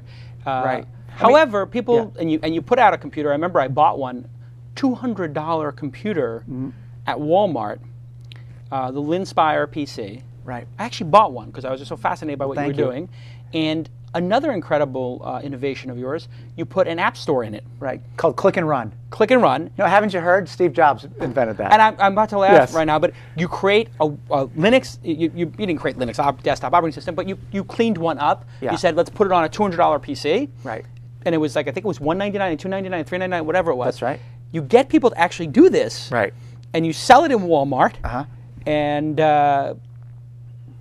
you put an app store on it where all the apps are already on the computer. One click or downloaded, and one click install. they're installed. Yeah. And I used it, and it worked. Yeah, it did work. It was brilliant. And then Steve Jobs creates the App Store for the iPhone, and you're thinking to yourself, what at this point? I think, you know, listen, Jobs deserves all the credit because part of it is not just having the ideas. Right. Ideas are cheap. Right. You know, execution is what's hard. This is why I'm so against patents. Right. Right. I had an idea. That's worth nothing, man. Right. If you think you have a good idea, go put it into work and profit from it, because building the product and delivering the product and supporting the product and dealing with customer support, that's the hard part of a business. Right. Not Ideas just, are easy. I have an idea. Right. You know, so yes, we built an app store called Click and Run. Well, the problem was on Linux, it was like impossible to install software. Right. You had to like type secret command lines and do like brutal. this. And, disaster. So I was like, why? Well, you should just be one click easy. You should be shopping. I want that. I want that. I want that, and it should be there. And that's what we did, and it worked well. Now, unfortunately, you know, I wasn't successful in making desktop Linux a mass market product. Right. It happens. You know. Yeah. I'm proud of competing with Microsoft. Yeah. It's a tough thing Apple. to do. Yeah. You know, I mean, they're the richest company on the planet. At least they were when I started it. And so I did it because I thought the world needed some competition from Microsoft. Right. And this is what, 2002, 2003, if I remember correctly? this was immediately after I sold. This is like the down market. You get right back on the horse. That's right. I mean, this literally, I sold MP3.com and went right into Lindows. No time off or anything. And that was probably, you know, in hindsight, I probably should have, you know, taken a month or something. I had the same exact thing happen when I got out of Weblogs Inc. into Mahalo, and when I did Silicon Alley Reporter right into Weblogs Inc. Time is important, right? Yeah. Time is important. I always wish I took a month off or 2 months off. Yeah. And I tell you, the next time I'm absolutely taking a lease. Vacation together. We're going to get a house somewhere. I'm going to go away for a month. Timeshare somewhere. On Timeshare Juice in Kauai. Right. And that didn't work out so well. You wound up selling the company. Yeah. But actually, it looks like there is going to be some competition in operating systems. I mean, aside from Mac PC, with Google Android and Chrome, which is going to be an operating system on netbooks. Right. And so do you think anybody's ever going to get to any significant market share with an operating system other than Mac and Windows on computers, desktops, laptops? I think probably not on desktops, but on other platforms, smartphones, you know, tablets. I mid-sized computers. Yeah, I think, you know, netbooks. You know, I think there could be Linux or Chrome OS or, you know, whatever Intel's working on or whatever. Yeah. What are you working on now? Well, 3 months ago, I sold a company. Gizmo 5. Yeah, Gizmo 5. Which is VoIP. To Google. Was it originally called SIP phone or? That's right. Yeah. You know, so I got out of Linspire and said, all right, you know, where's a big trend that I can capitalize? Yeah. And I saw VoIP. Yeah. And I said, oh, VoIP is just no-brainer. Pound the telecom guys. You know, just undercut them in price and features. So first one is music, second one is Windows, and then third one you're gonna go after the telcos. Telecom. Yeah. Brutal. I'm sure I'm a home run hitting. I'm swinging for home runs. Trying to think of who you go after next. Maybe like communists. Or I'm trying to think of what's a bigger target. Any interest in going over after radical Muslims or what's another target you can think of? What's the biggest target in? I mean, this is how your brain works. So, what is the biggest target in the business space that you haven't gone after? So, we got telecom.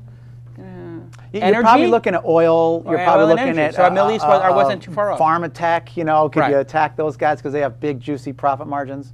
So you've obviously thought about these things. I get scared when I get too far away from the internet, right? I'm a tech guy, and I got respect for guys that run non-tech businesses. Right. Hubris will kill you, right? If you think I can run an airline because you were successful, at running a magazine or running a music company. I keep telling my friend Alon this, and then he keeps creating rocket companies and car companies. I'm like, what are you doing? He's like, crazy. Internet's boring. I did that already. Yes. But he's a different type of entrepreneur than you. But how would you revolutionize the energy industry? Let's say I give you unlimited. Right. Here's $10 billion. Michael Robertson's view of the energy space. You must have thought about it. Yeah, and it's impossible right now because oil and coal is so efficient and cheap. Right. It's impossible, right? So all these people that are chasing freaking windmills and solar and algae biofuels, God bless you. It's a wonderful concept. You ain't going to compete with burning rocks, man. Yeah. You ain't going to compete with, burning until you can make something cheaper than dinosaurs, burning rocks. Yeah, and pumping oil out of the ground. Oil is so energy rich. So you think dense. you could take a corn cob and turn it into energy to compete with a cup of oil? Yeah. You got to have failed physics to believe that. I mean, seriously. So if you could, let's say you can magically wave your hand and some law of physics by your technology gets solved, which one do you think? Nuclear. Nuclear. It's the only one. It's the only one that could really change the cost structure. Right. Yeah. So you believe maybe we should put some more nuclear power plants around the United States? I think if you believe that energy, listen, I'm not this energy independent. We need to be energy independent. Really? Are we sugar independent? Right. Are we car independent? Why do I have to be energy independent? Give me a break. That's just, crazy press talk. Right. We don't need to be oil independent. We buy cheap oil from whoever gives it to us on the planet. They're always finding more. There was a huge monstrous natural gas discovery just last week in Louisiana, right off of Louisiana. So energy is, I know the press loves to you're not talk too about paranoid about it. You're not going to subscribe to it like it's a crisis. No. But you think nuclear. See, I think nuclear too. France is 90% nuclear. Yeah, it is. Did you notice that Obama just said last week or the week before that we're actually going to do a nuclear power plant, and he was talking about how great it was? There hasn't been one built like in 32 70s, years or something like that. Yeah. It's interesting because when he was being elected, you remember I had this conversation with you, Tyler. He was saying nothing about nuclear, and he was just like whatever. He was the liberals with the nuclear. They're a little bit upset about that concept of having a nuclear reactor, burning coal and carbon dioxide everywhere. No big deal. If you do believe CO2 is a problem, right, which I don't, but if you do, the only solution is nuclear. That's the only solution. Nothing else is possible from a physics standpoint today. Zero. So people, that's why I challenge people. You believe global warming to CO2 is a problem, then you should be pounding the table saying, let's go nuclear. Right, and that does make sense. But I can't let you go away with saying that the greenhouse gas is not an issue without explaining further. So you think it's not an issue because we'll come up with a solution, or you think that the science is bad, that the planet's not heating up, or that the CO2 or it's unproven? Well, what do you think? I would say a lot of the science is wobbly, but but forget the science. Right. Let's assume it's all true. Right. Let's just for the benefit of the doubt, let's assume it's all true. Right. Planet's heating up. Yeah, the planet's heating up. Too much CO2. Is that our biggest problem? No, it's not. Right. Every year you got millions of people dying from malaria, diphtheria, hunger, starvation. Okay, so your issue is if we're going to solve a problem, solve the one that's causing the real pain. Absolutely. Why would you be working on a problem which may or may not be a problem? If the Earth heats up a few degrees, is that really going to be a problem? You could speculate and say that it might, the coastline goes up or something like that, but that's just speculation, right? All the Earth models are incredibly, remedial. Right. But today, if you really believe, hey, I got to save people, I got to save people's lives, then you attack things like malaria that are real, that people die of every day, and AIDS, and you can go right down the list. But those aren't sexy. Those aren't. Okay, so I understand your position. Your position is not necessarily like this is bad science or that it's not true. It's prioritization, which is sort of a different. And it is. There is a prioritization. Listen, there's only a finite amount of money in this world. There's only a finite amount of money that government has. Right. Where are they going to spend it? Right. Where are they going to spend it? And to me, global warming is not where you spend it. You spend it on direct problems that hurt people today. Hard to argue against that. So you sell Gizmo 5, which is the VoIP company, to Google. Yeah. Why did they buy it? 3 months ago. Yeah. Well, Google has a product called Google Voice. Google Voice, yes, which was right. Grand Central. That's right. Which is brilliant. So this number, this is a Nexus 1 phone. Which is brilliant and beautiful. I have one too. Yeah. Great. The beauty of this is that I own my phone number. For the Right. first time, In I own history. my phone number. Yeah. You call 858-344-6911. And by the way, yes, I just told my Your number there. my mobile number to the whole world, and Right. it's on my blog. And you don't care because But I don't care because it's routed. I control my number. Right. And if you call me, Right. which one of your guys is going to do here in a second. Any second, if they can rewind. Right. Yeah. It will announce who's calling me. It'll Right. say, hey, Bob Jones wants to talk Yeah. to you. And I have a choice to say, go to voicemail, Right. that I can eavesdrop in and pick up the call if I want, Hmm. or take the call immediately. But the real power here is that I can switch. Today this is a T-Mobile, but I could switch to an AT&T phone, I could switch to a Yeah. Verizon phone, and I control my number, and that's Or big. have no plan at all and just be on a data plan. Sure, absolutely. Which is really what that's the coming Google's too. doing. Well, I'll say this. So the reason they bought Gizmo, Right. So Gizmo is now part of the Google Voice division. Right. And Google Voice routes your phone number to any phone, Right. but not necessarily to your PC. Right. Right? And wouldn't it be great to answer all your calls on your netbook or your Yeah. laptop from anywhere in the world? Right. Well, that's one of the technologies that Gizmo 5 had. So Right. we were kind of like Skype, Right. where we had software for Mac and Windows and Linux computers to make calls, but we were based on a technology called SIP.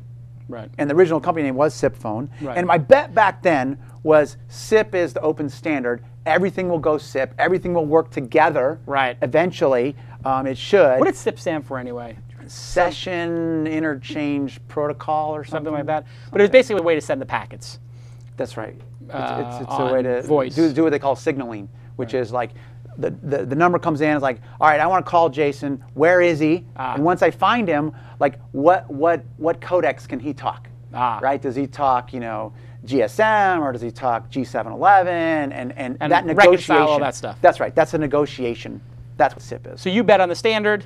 I bet on the standards. Yeah. And when I did that company, everyone said, oh, you're going to lose. Skype's going to win. Yes. And Skype has done a terrific job. Sure. With the proprietary standard. But they're closed. Yeah. They're closed, and so it's very difficult, if not impossible, for them to get on the Android phone from a technical standpoint because they're very closed.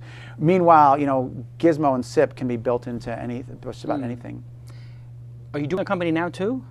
Well, I'm running Or a company called investing? MP3Tunes. MP3Tunes. MP3Tunes. So you added the tunes. Does this mean the no-compete is up? Do you have a no-compete? Or did you have a no-compete after you sell the company? You must have it for a couple of years. You don't remember. MP3.com, well, that was in 2001, so Right. any non-compete Yeah, that would be over a been decade expired. ago. Yeah. So what MP3Tunes is doing is finishing that vision. The locker. Of your music in the cloud, right? Is saying, all right, it's now finally time. And there it is. That's right. Pulling it up. Here's the cloud.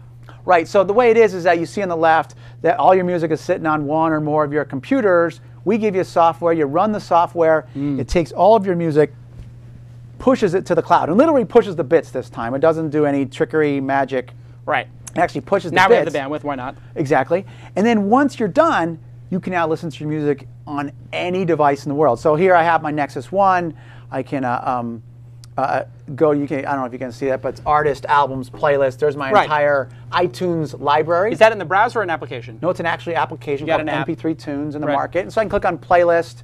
It shows my newest tracks. So pick a it's song. like I have Sonos at my house. It's like a distributed version of Sonos. It's not dependent on their hardware platform or whatever. That's right. Yeah. What makes us unique is that we have an open API. Right? So any device manufacturer, any software developer can go and write an interface. For example, we have an iPhone app. Took Apple 4 months to approve, but we have one. Yeah. And we didn't write it. Our users did. That's awesome. So and you're watching the Twitter sort of thing go on, and you go, this API thing's going to be big. Yeah, this API thing is got It could legs. be big. And because the thing about music is that music, you will listen to the same song 100 times. You won't watch the same video 100 times or read the same Unless you're a PowerPoint. kid, but yeah. Yeah, unless you're 6. Right. But you will listen to music 100 times from 20 different places, right? Your car, your home, your phone, your bedtime nightstand next to your bed, wherever. And that's what we do at MP3Tunes. Interesting. Which means you're a moment away from turning on video. Yeah, we actually support video today. Oh, so even though it's called MP3, you could still stream a video. Sure. So this is your locker. And Radio Shack doesn't just sell radios, by the way. Yes, I just figured that out. What's the play here? I mean, just unfinished business, or how do you make money from this thing? Well, we have a freemium model now, so we give everybody 2 gigs free locker. So you pay for usage. Right, and then and if you want more, you pay a few bucks. And how many, can multiple people be logged into it at a time? Like if I have it on my home, can my wife be listening to it at the same time, or is there issues around that? Everything is password protected, so there's a username and password to get at. There's no so it's sharing. up to the user to decide what they do with their password. That's right. There's no sharing between accounts. There's no public access. But I think that what you're going to see in 2010 is a big push on cloud music. You know, I think you can expect, you know, Facebook, Microsoft, Amazon, Google. Everybody's going to have something. Right. Apple, we know, is going to do it. They bought Lala. That's right. Yeah, that's a tell. Right. they have to do that because iTunes is PC based. Right. And they have to move it to internet based so that it plays on your iPad. Definitely. You know, and so Apple's going to do it. The question is, will others, you know, take this opportunity, this one moment in time, to compete with Apple? Right. If they don't, and let Apple move to the cloud, I'm not sure you'll catch Apple in the next, you know, decade or two. Or two. So it's imperative. What do you think? What's the one that we use from Europe? Spotify. Spotify. You've seen Spotify. I have. What do you think of that? It's pretty incredible, huh? Impressive. Rhapsody, Spotify. Yeah. So Rhapsody. I mean, so Spotify is this, you know, listen to any song streamed. The problem in an iTunes interface. Yeah. The problem with that is that they're going to go bankrupt. Yeah. Because the record labels. The record labels charge a per song fee. Right. So every time you click play, they have to pay. And so if I leave my computer on looped playing and I leave my desk like I did and it's pick it up like a day later and put it on, they've been paying for like the 100 times I played that album. That's right. And the pay is about, you know, on the low end, like a Pandora pays about 0.1 cent per song play. And that goes up to about a half a cent or maybe a little bit more to Spotify. Because Spotify, you get to pick the song. If you get to pick the song, you got to pay more. That's called interactive. Right. If it's just radio, where you don't get to pick the song like Pandora, it's less. You pay 0.1. Doesn't matter how much you pay between that range, you're going to go bankrupt. Right. So all of those services, as great as they are, Pandora, Spotify, they're wonderful services. They're going to go bankrupt because the economics don't work. And the Rhapsody, $15 a month, can that work? I mean, nobody pays it. $15 a month is too much. Yeah. You know, it's all DRM wrapped. You know, I have it on my Sonos system, and I love Rhapsody, but I would say I'm a high-end customer who can afford $180 a year. Sure, and I'm waiting for the day where the music industry does a real consumer subscription service. It says $5 a month, I'll let you play your music everywhere, right? Any mobile phone, any car, stereo. $60 a year, you're all set. People would jump on that. The price of 5 CDs. Yeah, people would jump on that, but they haven't shown willingness to move on the price point. The record labels, they still charge too much. Yeah, and if you do the math on the back of an envelope, if they got 50 million customers for that service, 100 million customers for that service, how many would they get in the United States? 50, 60, 70 maybe? Yeah, if it's bundled seamlessly with your ISP or something like that. That's actually pretty sweet. Yeah, so it comes tens with Time of millions. Warner? Tens of millions is not impractical if it's bundled. Right. And so every Time Warner subscriber pays, instead of $20 a month, $25, and they get this. And yeah, all the music that you have to unbundle it if you don't want it, or it's not even available to unbundle. Would be the idea. Sure, absolutely. You know, and their CD sales are dropping 20% a year, Jason. Yeah. And then still to this day, the music industry makes all their money from CDs, or not all, but the majority of it. Yeah. And that is cratering still to this day. So that's going to put increasing pressure on them, and maybe they'll get innovative and do a consumer-priced subscription service. Be interesting. $250 million a month in revenue, $1 billion a quarter maybe if they get lucky, $4 billion a year. What does the music industry make a year now? Is it $5 billion, $6 billion? I think it's around $5 billion, I think. Yeah. So if it was $5 billion and they could get this to $1 billion a quarter, and with great margins too, right? It's all ridiculous digital margin. Yeah. They probably double their margin or triple their margin. Yeah. It's interesting to think about. I guess they're not run by technology people to this day. But are they getting better? Have they figured it out, or is it? I don't think they're getting better, and I say that because EMI has sued MP3Tunes. What? Yes, it's insane, right? You're being sued again. I'm being sued again. No. Yes, I am. When did this happen? It sued me like 2.5 years ago. It's been dragging on and on and on and on, and they sued me personally. right? Oh, now they're going for you not only personally? as the CEO of the company, but sued me personally, saying, you know, you're an infringer, and we're going to take all your money and your house and your car and your kids' college savings fund, and et cetera. That is just... So if they've changed, it's hard to see. That's fascinating.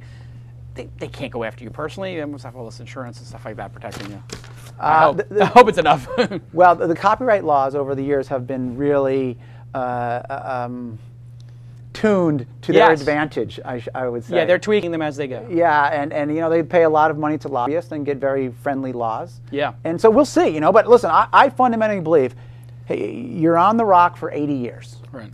Maybe a little longer if you're lucky, but those are probably not going to be the most productive years you have. Right. So you better live life to the fullest. You better do what you believe in. I believe you should be able to take your media, right, your ebooks, your video, your photos, whatever, store it online and access it anywhere for your pleasure. Right. Right? That's what I fundamentally believe. That's what we do. And if we have to go to court to defend it, I'm willing to do that.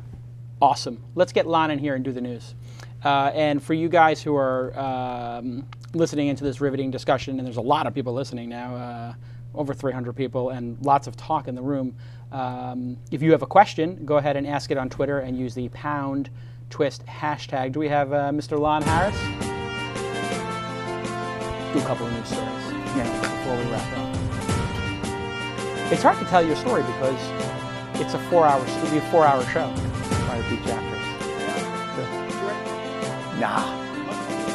I'm too young to write a book. I had the same exact thing. I was just asking during the break. I don't know if they could hear over Lon's incredible news theme. The anthem. The anthem. With a tie today, too. I love it. Yeah. Lon. Really getting professional now. Classing it up a little bit. I like it. Next hair gel. Yes, a little hair gel. I got a haircut recently, but they left it really long on top. I don't know why. Yeah. I didn't realize until You're I got getting that home. Kramer thing going. A little bit. Have you been listening to the interview with Mike? I have, actually. Pretty I was riveting watching stuff. it right out there. It's fascinating, and yeah, I mean, I remember MP3.com from way back. Yeah, but when you were in high school. I was probably, I might have been in high school. It might have even been a little Yeah. later than that. It might have been college. But I mean, I had no idea behind the scenes that it was involved in all that Napster stuff. It was just sort of like one of those sites that was out there that everybody sort of had music on. During the news music, I was saying, no book yet? I'm too young. I mean, if you're going to write a book, you need to load it up with some juicy stuff. Right. And if you're loading it up with juicy stuff, you're basically retiring. That's right. You got to throw some people under the bus. I mean, because not everyone is great, right? You didn't touch all great people in your life. It's fascinating. I had the same exact philosophy of you. We have a lot of shared DNA. You know, I was an IT guy who put in Novell networks and document sharing, and I was an IT guy, and that was my first job, and I made money doing it, and had the same revelation you had, which was no matter how many people I charged, $75 an hour, $100 an hour, $150 an hour to, I'm not going to scale this business. I need to do something that's like a magazine could scale, and I'll do that. There you go. And was a psychology background as well in cognitive, not cognitive sciences, but was very much into that stuff. So let me also thank PowerVPS. We have a lot of sponsors on the show. It's a little getting out of control, but this sponsor is particularly good. PowerVPS. It's not out of control. It's very in control. Is 4 too much? I think very reasonable. Right? Very reasonable consider the quality of the content we're providing, and the quality of the content we're providing is only surpassed by the power and quality of PowerVPS. That's a pretty good segue. Huh? Yeah. And they provide fully managed private server hosting. You know what this is, cloud computing, and it's $59 a month starting. And they love This Week in Startups, and they've really been crazy supporters of us, and they renew their contract for 10 shows, for 20 shows. I love these guys for the support they give the show. It's not easy to keep Tyler employed and all of his demands as a... Tyler's very demanding, correct? Terribly. Terribly demanding. Jetting off around the world. He's always jetting places, private jets. Bring me my MacBook core. For all these insights, you know, we're already at it. I'm going to turn the internet access off on his computer because I'm trying to figure out. He had one insight week last week and then a no insight week the before. Is the back still hurting? What is going on? This week. You do have an insight? Yeah. Oh. And I'm stealing this from Willie, actually. And it's, I think, characteristic to all of the... There's an underlying theme to all of the stories here, which is heading towards the torpedoes. And what I mean by that is... Yes, Willie used this metaphor yesterday. I remember this.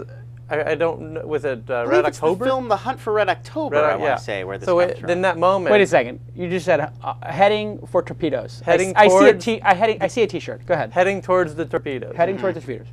And what that is that when you were talking about how are you able to tell everybody we got to turn left, and everyone's like, no, we definitely got to go right. And there's that moment in the movie where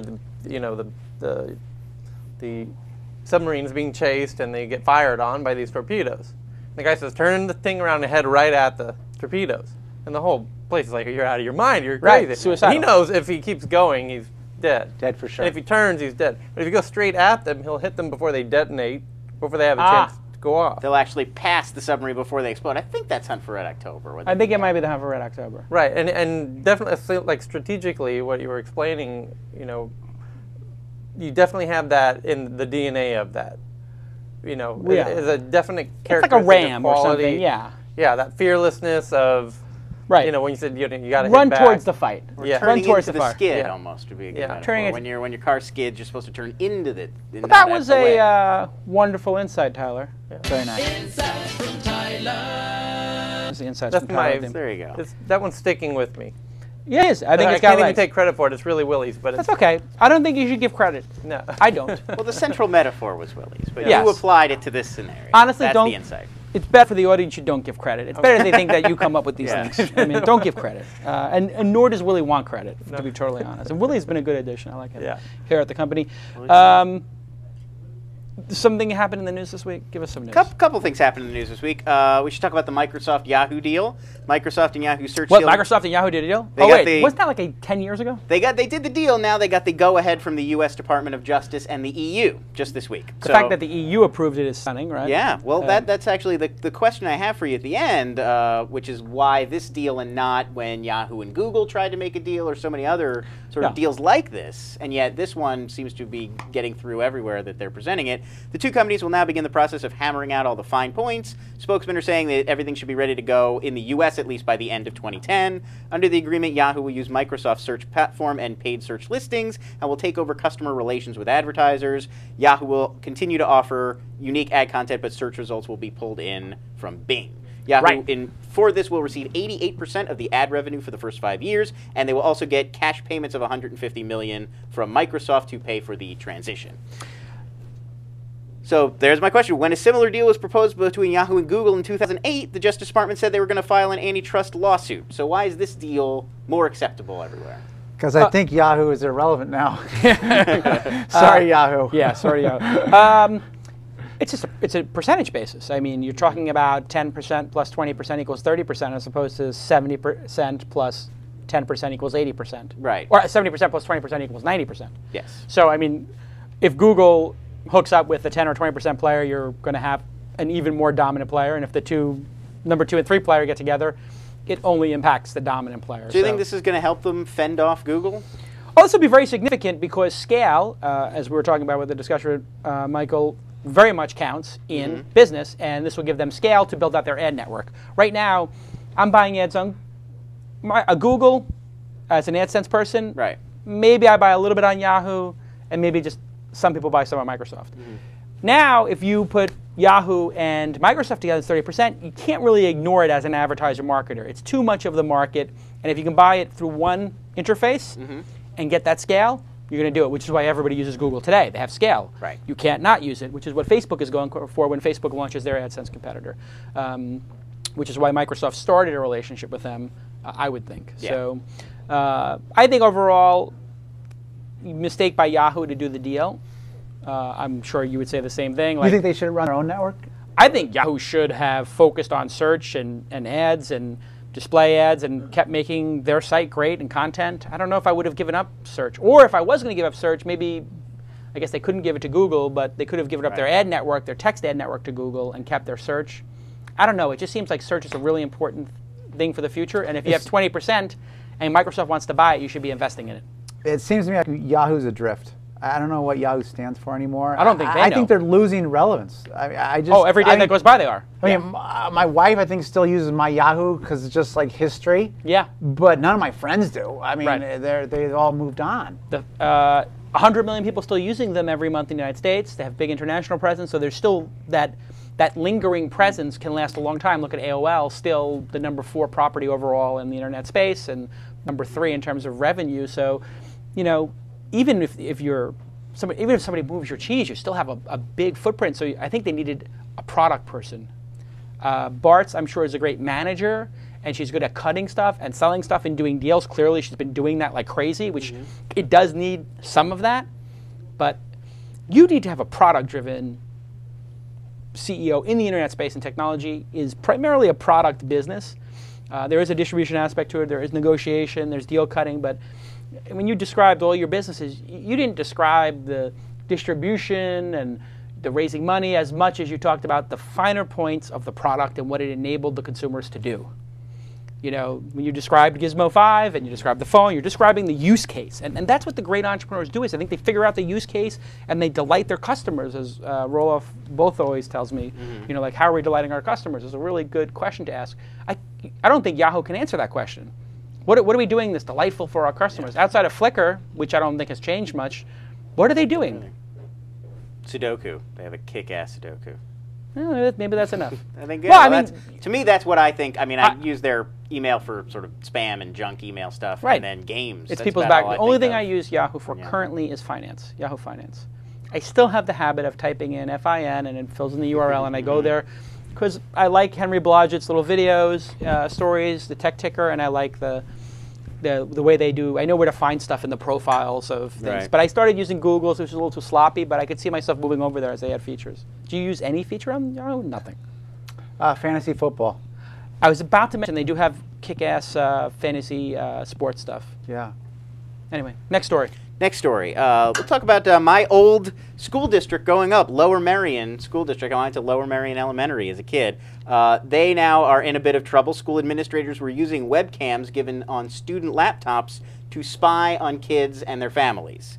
So they would give these kids laptops, they have webcams in them, and then they could actually look through the webcam and see what the kid and the parents were doing. It got revealed because a vice principal actually used a photo taken from a kid's webcam in his house to punish them, as an excuse to punish them. So what can we do? Are we giving up privacy by... It's unbelievable. How is that? They had to write their own software to do that, because if they're Macs, the green light goes on. They had remote control of their computers. They could look through the webcam and see what was going on. I have always felt there's a Boing Boing post about it. That's right. Okay. A couple things about webcams. I'm paranoid about webcams. Sure, well, this gives you ample reason to be. When I'm not using my webcam, and I have on my thing, I put it in the drawer, and I close it just in the off chance that somebody could hack my computer and turn it on. Right? Yes. I've always felt that laptops should have a little sliding thing that just goes like this, dink, and just cuts it off. Yeah. And or for the speaker, the same thing for the microphone, dink, and if you push that like that, it cannot work. It is a hardware cutoff. Right. But this is insane. It's completely. I don't understand how they did. They must have had. I think Michael's right. They must have had remote desktop control. And That's then exactly turned it. The administrators could sit at the school on their computers and turn on a kid's webcam. No, I know that, but there's no software to do that except for if I took over the whole PC with like PC Anywhere or GoToMeeting or something like that, or remote desktop. And whoever thought of this idea is sick. insane. And by the way, this might be a felony. That's what that was a big discussion on the Boing Boing thread, was if these kids are underage and then you're taking video of them I think without their taking covert consent, video is a felony, period. Right. I think if you take, because there was a guy in New Jersey who was renting an apartment to women and had cameras in there. Yes, I heard. And he got busted, and he went to jail. I believe. I don't know if they're arguing that this is it's school property. If they did not, that must be the doesn't loophole matter. they're trying to exploit. I tell you what should happen. They should go to jail, even if it's just for a couple of weeks, because that is just insane. It's really what person would do that? And there should be a webcam in the jail cell. Yes, so you could watch. Yes, absolutely. It, and you know what? That could be put on HBO after midnight. Yes. Yeah.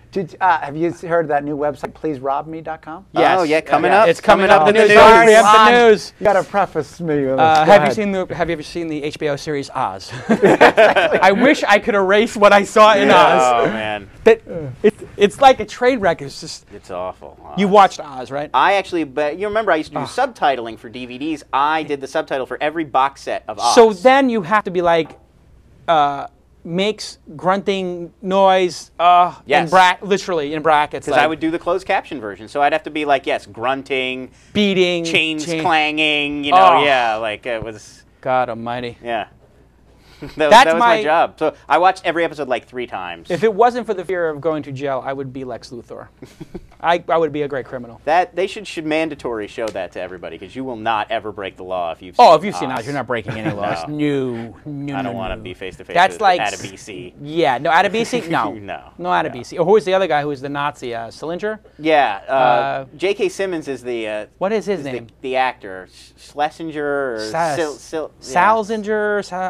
God, I just still have nightmares about that guy. Yeah, like the white power Aryan guy. That scares me more than anything. Is like those Aryan guys. Those guys are serious. Now the real question about those administrators who did this, will they get fired? Answer: no. Those unions. No, of course not. Those unions will protect. Will be like, they just need retraining. They just need sensitivity training. Absolutely. And you know what? They'll go in for 3 weekend days, and they'll have a little. Nobody told them. We punish them by removing them from the classroom, so they no longer have to do any work. Right. And that's their punishment. That's how you become a vice principal. Yeah, exactly. Like, we gave them a vacation day. Yeah.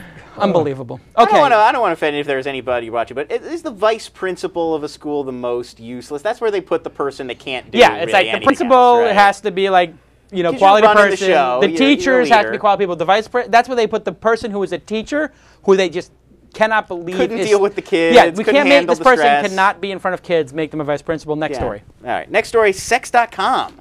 Domain sex.com is for sale in a foreclosure auction in New York next month. The bidding will begin at $1 million. How much was it sold for last time? Previous owners, Scom LLC, purchased the domain in 2006 for a reported $14 million.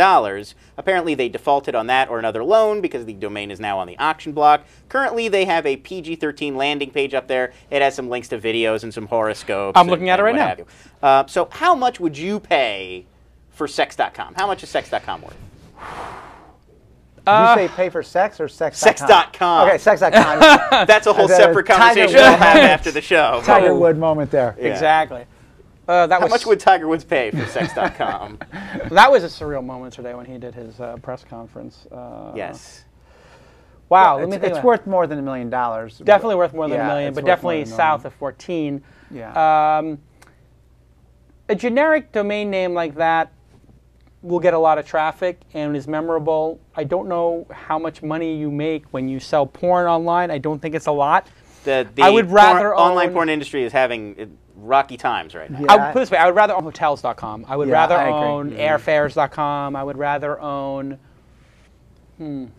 stuff like that. Cars.com. I would rather own. I'd rather own another high-ticket homes, apartments. I would rather own one of those words. But I feel like the curiosity factor, like how many people are really using the address bar at this point to go where they want? Like if I wanted to know home prices, wouldn't I go to Google and type in home prices with at this point? With sex, if you made an encyclopedia of sex or articles on sex, it will, everything you do, it will rank for it. But the question is, are those things going to make any money? Are they on a cost per click or on a CPM basis? I think the answer is it's low money. Probably. I would rather own games.com. Oh, yes. Well, or casualgames.com than the word sex.com. I think maybe it's worth, to the right person, it's worth $2 to $5 million. Agreed. Something in that range. To the right person. Like if it's playboy.com and they've got a bunch of money in the bank and they want to make this like where, maybe it's memorable. I don't know. Because Tyler and I have had this discussion before. I'm sort of skeptical about the value of the domain that's also a common word at this point. Because generic domain names, people are trained now to go to search engines. They are, but hotels.com is going to rank really well because it has hotels in the name. Well, if they know what they're doing. You're using the SEO value argument, which is great. But I don't know that anyone's typing in and searching for sex. And if you'd be better off owning you're talking about the keyword. You would be better off owning saying, porn.com. Sex is not the search people do. They would do, whatever their fetish is or Right. Somebody would type in casual games or games. They might not search for sex in a search engine. Yeah. So anyway, I don't know if there's enough sex toys you can sell to actually, pay it's for not the necessarily I checked and it's not on the first page of Google if you search sex right now, sex.com. So they don't have any content on the site. Exactly. Right. So you need to kind of know what you're doing even beyond just getting the domain. It's a sexy story. It's not a sexy domain. There you go. Next story. Can't top that. We should talk about the tragic story from Wednesday. A plane crash in East Palo Alto took the lives of 3 Tesla Motors employees, including the plane's owner, Doug Bourne. Andrew Ingram and Brian Finn also perished in the crash. Bourne and Ingram were electrical engineers at Tesla. Finn was a senior manager of interactive electronics. What they think now, and they're still doing an investigation, the plane ran into some power lines while flying through heavy fog and then allegedly burst into flames before scattering debris over a daycare center, a home, and 3 cars. Fortunately, no one outside of the plane was killed, which is sort of surprising when you consider it exploded over a neighborhood. And investigators from the National Transportation Safety Board are currently combing through the wreckage, looking for clues as to what happened. So, I mean, obviously, a horrible story. I came into the office and somebody said it to me. I don't know if it was you or somebody. It was me. It was you. And I turned white because Alon's one of my best friends, the CEO of it. And at that point, they didn't actually know for sure if he I'll tell you why it was really sad for me. Well, I know Alon's devastated. I've communicated with him since this happened, the CEO of the company. They said the plane was going from Palo Alto to Hawthorne. I know that SpaceX is at Hawthorne. I know that that's where he keeps his jet, or he flies into all the time at least. I've flown out of there with him before in his plane, and I thought he was dead. And I just, that feeling when you think a friend of yours is dead, it's just brutal, like the empty feeling of like, oh my God. So my heart goes out to the family and to the co-workers, and I don't know if they have kids or whatever, but I can't imagine. I mean, can you imagine if 3 people here died? No, I mean, it would be. That's what went through my head too. It's just like, oh my God, what if we lost 3 people here? I don't know how do you go back to work in that? Did you ever have some key employee die tragically in your company? At MP3.com, we had 300 employees, and so the odds are it's going to happen. Yeah, we had one guy go down for like the Baja 500 and died and stuff like that. So there's tragedies, and it ripples through an organization that size. Yeah, it's brutal. So what do you do as a leader to sort of keep going and or do you not do anything and you let people sort of grieve how they are going to? Luckily I have not been through it. I mean, I think there's a grieving process that everybody goes through, but it's depending on the person. I mean, the person who worked with them every day, or if this person's a manager, I mean, those people are going to need to get, to talk a lot and maybe get counseling if it's, I'm sure Alon's a stand-up guy. I'm sure that their families are going to get taken care of, and whatever, needs to happen will be taken care of, but God, it's just tragic. It's a good reminder, for entrepreneurs and for people. People take things very seriously. People get very excited on, the comment threads on TechCrunch or something. I think this is, we talked earlier about how you don't care what people think of you, or, you have that sort of thing where you have thick skin and you can, go through the world and deal with these, problems, whether it's being sued or whatever. But this is business, and it's not as important as real life. It's not as important as your family. It's not as important as your friends. It's not as important as your well-being. And at the end of the day, that's what's most important. And things like this just highlight it. The Tesla Roadster being on time or not, or all that stuff looks small now in comparison to the lives of just 3 people. I mean, and 3,000 people, or almost 4,000 people, lost their lives on September 11th, and we've lost more people in Afghanistan than we have in Iraq and the World Trade Center and 9/11 combined. You have to, and that it goes for the political talk too. People are debating Afghanistan strategy, Iraq strategy. I mean, there are human beings being killed and murdered on both sides. And that's why we need to get out of these places. And anyway, very sad. So we'll pick it up a little. We'll move on to happier topics. Let's talk about Please Rob Me. But I'm fine with you bringing it up. I mean, we had a discussion before the show. Should we talk about it or not? Well, I mean, it's startup related news, but it's not really what we sort of usually. I don't ever want to not bring up a topic on the show. So if ever I'm involved in something or something hits close to home, I still think we should address it. I mean, in fairness to the audience, and so I mean, obviously people, 100 people tweeted back to me like, "Oh my God, what do you think about what happened?" So of course we'll address it. All right, so we'll talk about Please Rob Me, a little happier. Yeah, just about getting robbed, not about death. Yeah. A satirical new website, Please Rob Me, catalogs updates from location-based networks and aggregates them as a guide for burglars, giving them immediate access to a list of people who aren't home. Though the site is intended as a joke, it does have a real sort of perspective, making the case that intentionally participating in sites like Foursquare or Gowalla is the equivalent of pointlessly surrendering your privacy. As the mission statement argues, the danger is publicly telling people where you are. This is because it leaves one place you're definitely not, home. The goal of this website is to raise some awareness on this issue and have people think about how they use services like Foursquare, Brightkite, Google Buzz, etc. So do you think they have a point? I mean, I'm sort of confused about this because I can see the danger of letting people know where you are in case you're a single female, you're a person who has like a following who people might want to sort of track down or get access to, but I don't really see people robbing my house because I tell them I'm at Panera Bread or something. That I'm not sure I get their meaning.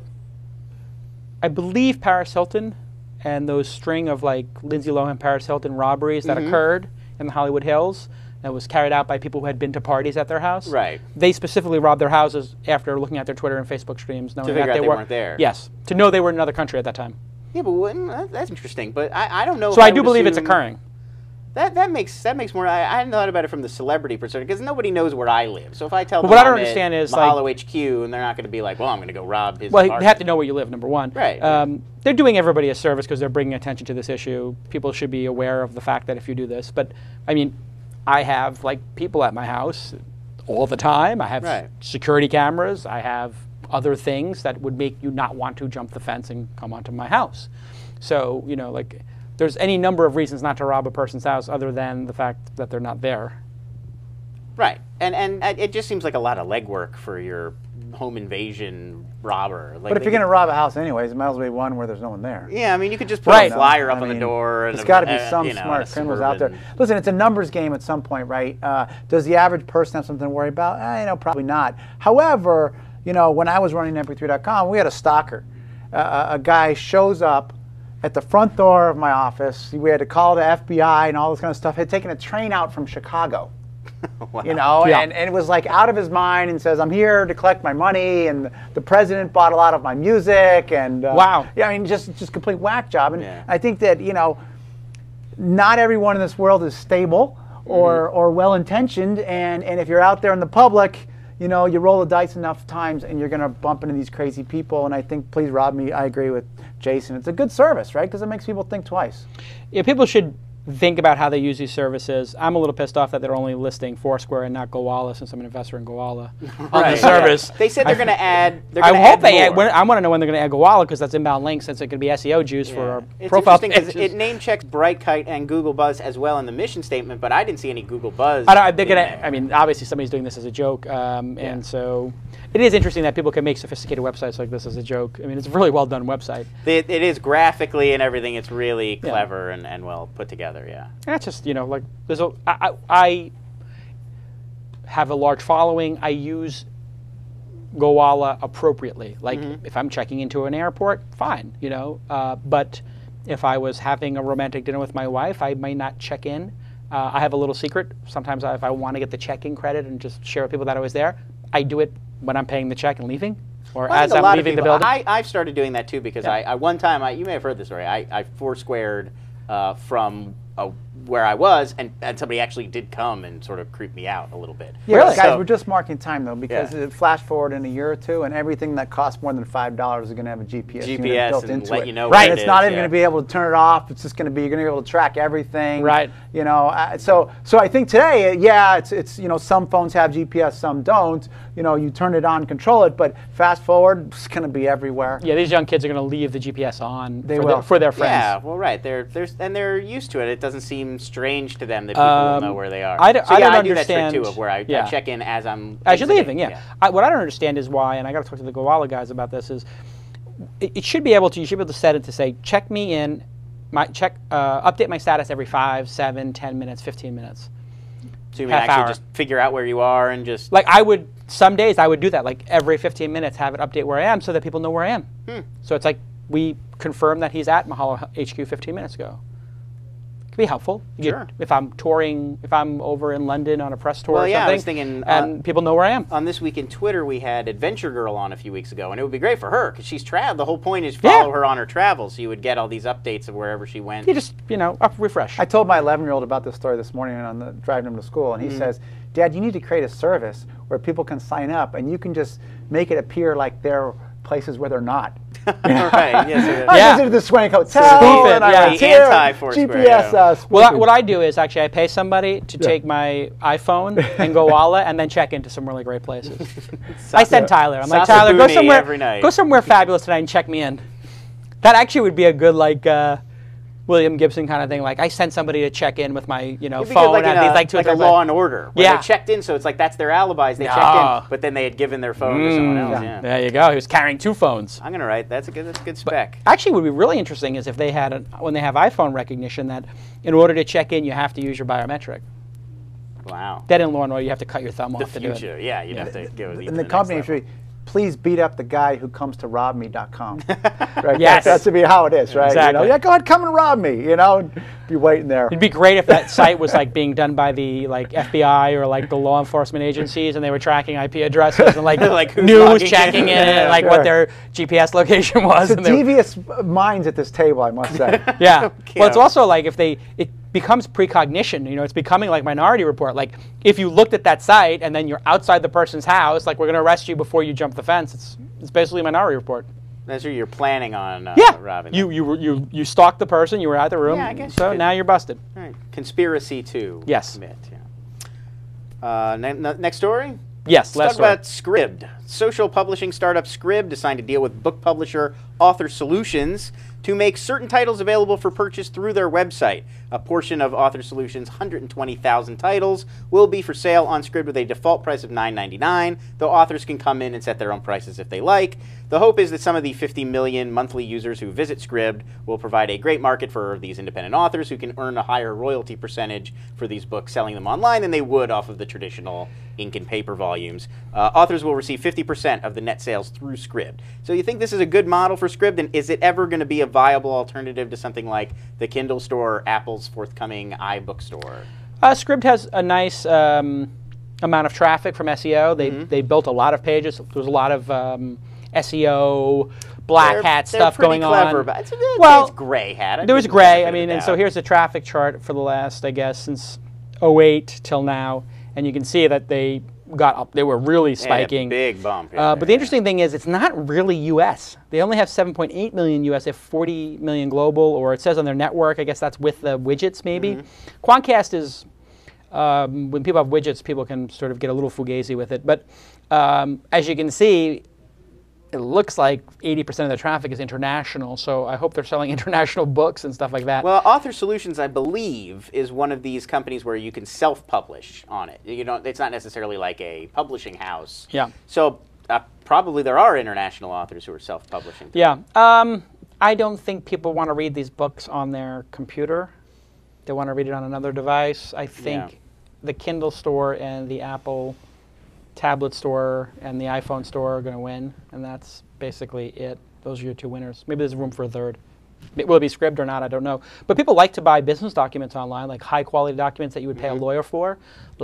Here's a confidentiality agreement for my assistant or my nanny to sign. I actually had a situation like this. This is an interesting story. Somebody gave us a baby gift, a baby gift of pictures with my pregnant wife and myself. And so the woman came and I said, who owns the rights to these photos that we're going to take? There's going to be intimate photos of, the belly and the holding of the belly and all this, stuff you see in Christmas cards or whatever. And she said, oh, no, they're yours. I said, great. So you don't mind signing a work for hire agreement?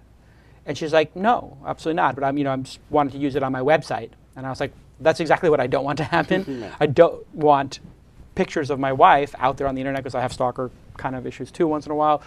And I saw my wife doesn't care to do that. And so I went on the internet, I typed it in, and I went to DocStock. They had one, which is like another Scribd person. And it was like the simplest work for hire contract that was like 1 paragraph. Like, this is a work for hire, you're going to be getting. And I said, you know what? I don't know how much the person who gave, then it was a little complicated. I was like, this person gave it to me as a gift. So I just took a $100 bill out of my pocket, I put in the thing $100, and I said, here, I'm going to give you a $100 extra tip as a thank you for taking care of the contract. And the woman was like, and she's like reading it, and she's like, I mean, no photographer, I guess, gets this kind of stuff, but I was like, this is kind of important, you know, and I think that those kind of documents people would pay for. And if I couldn't have gotten that document, yes, I would have paid $1, $2, $3, $5 for it. Obviously, I paid $100 to, you know. Yeah, it would have been. Or you know, if it was an issue, I would have paid 20 or whatever. She's like a very professional photographer or famous person or whatever, or semi. So yes, people will pay for documents. They're already doing that legal Zoom, right? It's a major, large. Yeah, that's a large business. Academic documents, medical documents. I mean, there is a market for those kind of documents, the technical sort of writing. Well, I think what these guys are doing is what Timeshare more Juice like is doing. books. Like they're taking those documents which were normally locked up and making them free. So all that stuff used to be behind the paywall of LegalZoom, and now Scribd and DocStock, people are sharing them. And so if you want an employment agreement, there's a lot up there. I don't know. Yeah. You get what you pay for, but right. Well, it's there. You can look. Better than no contract. You can give us a final story. Okay, let's we can talk about Hulu. Hulu on the iPad. Hulu's owners are looking to bring the online video service to the Apple iPad, but it may come with a price. According to All Things Digital, the most likely scenario is one where iPad users subscribe to Hulu and pay a monthly fee. And obviously, as the iPad does not use Flash and Hulu makes use of it, they'll have to have some sort of new system from the ground up to make it work. According to All Things D as well, the company is exploring a so-called 3-screen option for subscribers. So you could watch Hulu content on your TV, on your mobile device, or on the web. So do you think people will pay to subscribe for Hulu content? And how is that a good plan to sweeten the deal, the 3-screen aspect, or will they need to do something more to like entice people? What do you think? You're an expert on this stuff. Well, for sure, the days of free viewing at Hulu are coming to an end. Yes. Right? The video guys have said, all right, enough with this experiment crap. We want to start ringing the cash register. The cable guys are saying, wait, why am I paying you all these carriage fees if you're just giving away your content for free on Hulu? So for sure the free is coming. So the answer is, I don't think it matters. They're going to do it. They're going to do this, move to a paid model. I like that it's available on 3 screens, video in the cloud. I think that makes sense, so I think it's a little sweetener. Yeah, that's a really good feature on Netflix, I have to say. That really is. Oh, really yeah. is a Killer great feature part of for the me. Netflix deal. My wife likes the DVDs. I like the on-demand. Yeah, I mean, you could just run it through your TV. The quality's surprisingly good. I run it on a Mac Mini through my TV. Yeah, I've got it on my Xbox. And I was doing it through the I have 2 ways to get Netflix on demand. I have the Blu-ray player, and I have a Mac Mini. I prefer to do it through the browser because I don't have to put stuff in the queue. So I'm just going in the browser, click it, and then full screen. Yeah. On the Apple iMac that I have hooked up to the TV. It's definitely a sweetener. When you buy DVDs now, I guess Blu-ray DVDs and the DVD sales are so bad right now that they're like $10, $12, $14. There are definitely a lot of cheap Blu-rays out there. I couldn't believe it because I wanted to buy some for Christmas so I could, have them around the house for guests who were staying with us for the week. And when you buy a Blu-ray, it comes with the regular DVD. Sometimes it comes and with the regular download. DVD and digital copy. That's I don't know how you get the digital. Bastards came with the digital. How do you get copy. the digital copy? No, a lot of them come with it on a CD. Others, you go to the website and you can download. Is it DRM, the digital copy, or you have to have some sort of player? I don't know, but you don't have to have a special player. You can just. I mean, Inglourious Bastards comes with one. I threw it into my iMac. You could watch it right there. Like it's amazingly easy. It might have DRM on it. It has some sort of player or something. I've got to think they're not going to let me. But I was like, wow, this is genius. And then somebody with a kid explained to me, oh, that DVD copy is for the car player, for like all the minivans have DVD players or the portable DVD players. So that's how they're trying to get it, is like if you buy a Disney film, like I bought like every Pixar film because I was like, I have kids over. I'll buy like, I don't know, there's 6 or 7 of them, so I bought like all 6 or 7. Well, WALL-E is one of the best looking Blu-rays. I have WALL-E is unbelievable on Blu-ray. Blade Runner, not a kid's film, but and Up looks amazing. Yeah, Up looks I think Up looks better than. Well, I don't know about that with WALL-E. No, WALL-E looks better. WALL-E is, I mean, with the outer space. The outer space stuff is incredible when he's flying around. Is that it? You have one more story? Yeah, I got one more. Okay, since we're going for like a 5-hour show. We'll go for the record.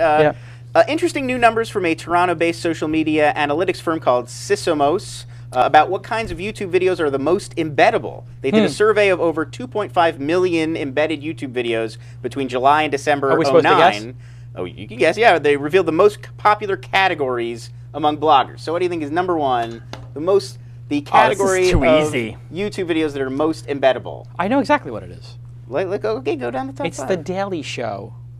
or stuff like that, like the. Remember, it's No. YouTube. We're Talk talking shows. YouTube. Music videos. Music videos #1. I thought you Tyler couldn't gets embed it. most of those because I guess the unofficial version. Universal Music. All Group right, puts all a right. lot So of- music videos are #1 because people put on their Number 2, MySpace. you got number 2, entertainment TV clips. Would be Right, number I would 2. think it because everybody puts on like the Daily Show or the whatever. I mean, the Right. Daily Show made a large portion of YouTube.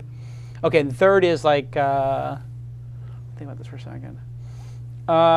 Third is people doing reaction videos, Kermit reaction videos to 2 Cups. You actually got very close. It's vlogs and personal Yeah. personal YouTube videos. That's what I meant. 4th would be news and politics, which is Yeah, who sort of what cares? you're saying. And then 5th would be sports. Yeah. The most popular videos overall during that period were the JK wedding entrance dance, Of course. the Evian roller babies, Of course. and the Muppets doing Bohemian Rhapsody. So if you could, and all 3 of those I tweeted, and got, I can tell you I tweeted all of those to the Mahalo page with the embed and got thousands of visitors. I remember specifically the Evian Evian roller babies babies. was an epic Mahalo People, page. that's Huge. it. You got to get babe. Can we do that today on Mahalo? Can we get like 5 baby videos and I will tweet them? Clips of babies on just roller clips of babies with monkeys, babies. I'm sure with we've got at least 5 ice babies. cream. I want Yeah. 5 funny baby things. Put them in Mahalo answers and I will tweet We're it on and it. get. That Charlie Bit My Finger is the new #1 most viewed video on Charlie YouTube. Bit My Finger? Yeah, the kid, the The baby. 2 kids, the one kid, like the little baby bites his finger.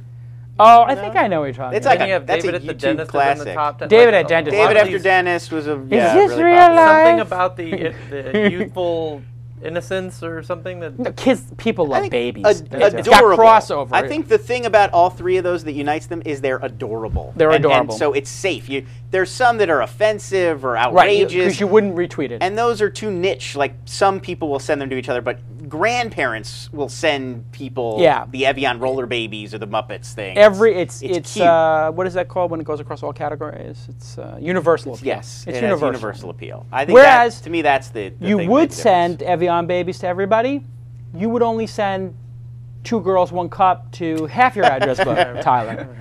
Right. Or lemon par. The cake farts. Cake farts might only be appealing to.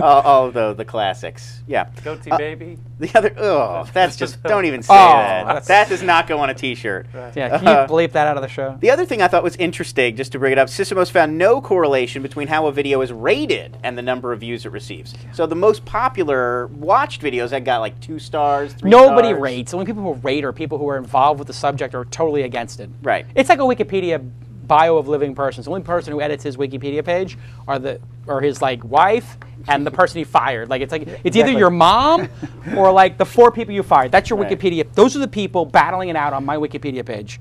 My aunt and the 4 people I fired in the last, whatever, brutally fired, whatever. Those are the people who care enough to do ratings and. Right. You have that on your page. Sure. It's just like my page got locked down. Of course, it's Yeah, it's controversial. because crazy people. You're absolutely right. Disgruntled employees. He's the worst guy ever. And, Right. and stuff like that. Yeah, exactly. And then meanwhile, the 400 people who got the piece of the $50 million bonus, like where are those people? Like they're like, I'm busy spending the bonus. That's what I'm always like. I have to rally people around my page or rally people around like a TechCrunch article. I'm like, hey, listen, this TechCrunch story came out. I hate to ask for good comments, but it's like literally there's 20 people who hate me, and they all 5 of the 20 show up any some of time them are my name. very persistent. It's like Kid Mercury, Alan Stern from Center Networks, Aaron Wall, the SEO. I gotta get all these comic strip blogger. I would like to have a show. That would be a great episode. With just the crazy haters. We did that once on Calacanis. We did that once with the SEOs and Calacanis guys, back in the day. We have to do that The again. hater cast, yeah. We should have hater cast. We should have that's a all the great haters on one idea. show. Well, the hater show, right? Exactly. Episode 50, the hater show. I actually invited Aaron, the Aaron SEO Wall, guy yeah. on, Aaron Wall guy. Well, it's interesting because he definitely trolls and he's a little hostile and he's very anti what we're doing and Mahalo, but at the same time he has a lot of interesting, compelling feedback. It's not just right. It's If not you just get a rid of the scream. hate, he's like Right. and that's what I tried to engage him on, which was, the things you're saying about SEO that we're doing bad or the things that we're doing well, like we actually take that to heart. We've actually changed and tweaked a few things Absolutely. based on his feedback. And I tried to explain that to him. You are criticizing us. We are listening, and we're fixing the things you're saying, and we appreciate it. that you're giving us free advice and we didn't have to pay you as an SEO. Yeah. Just filled with bile. Just not and that makes happy. him even more crazy. It does. It really seems to make him more upset. That Right. Yeah. Somebody says we should have Jimmy Wales on. If you okay. could come on the show, that'd be a great episode. Michael, thanks for coming on the program. My pleasure, Jason. I think we did about, it's 4 o'clock now, and we started at about 1:30.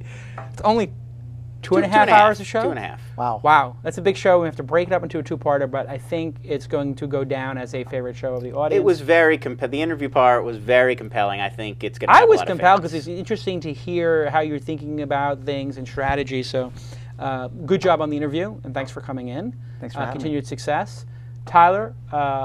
Thank you for a good insight this week. We appreciate that. I think next week I'm going to give you a target of 2 insights. Quota. 2 insight quota. 2 insight quota next week because people are still upset about 2 episodes ago when you had a no insight episode. People feel like they need their money's worth.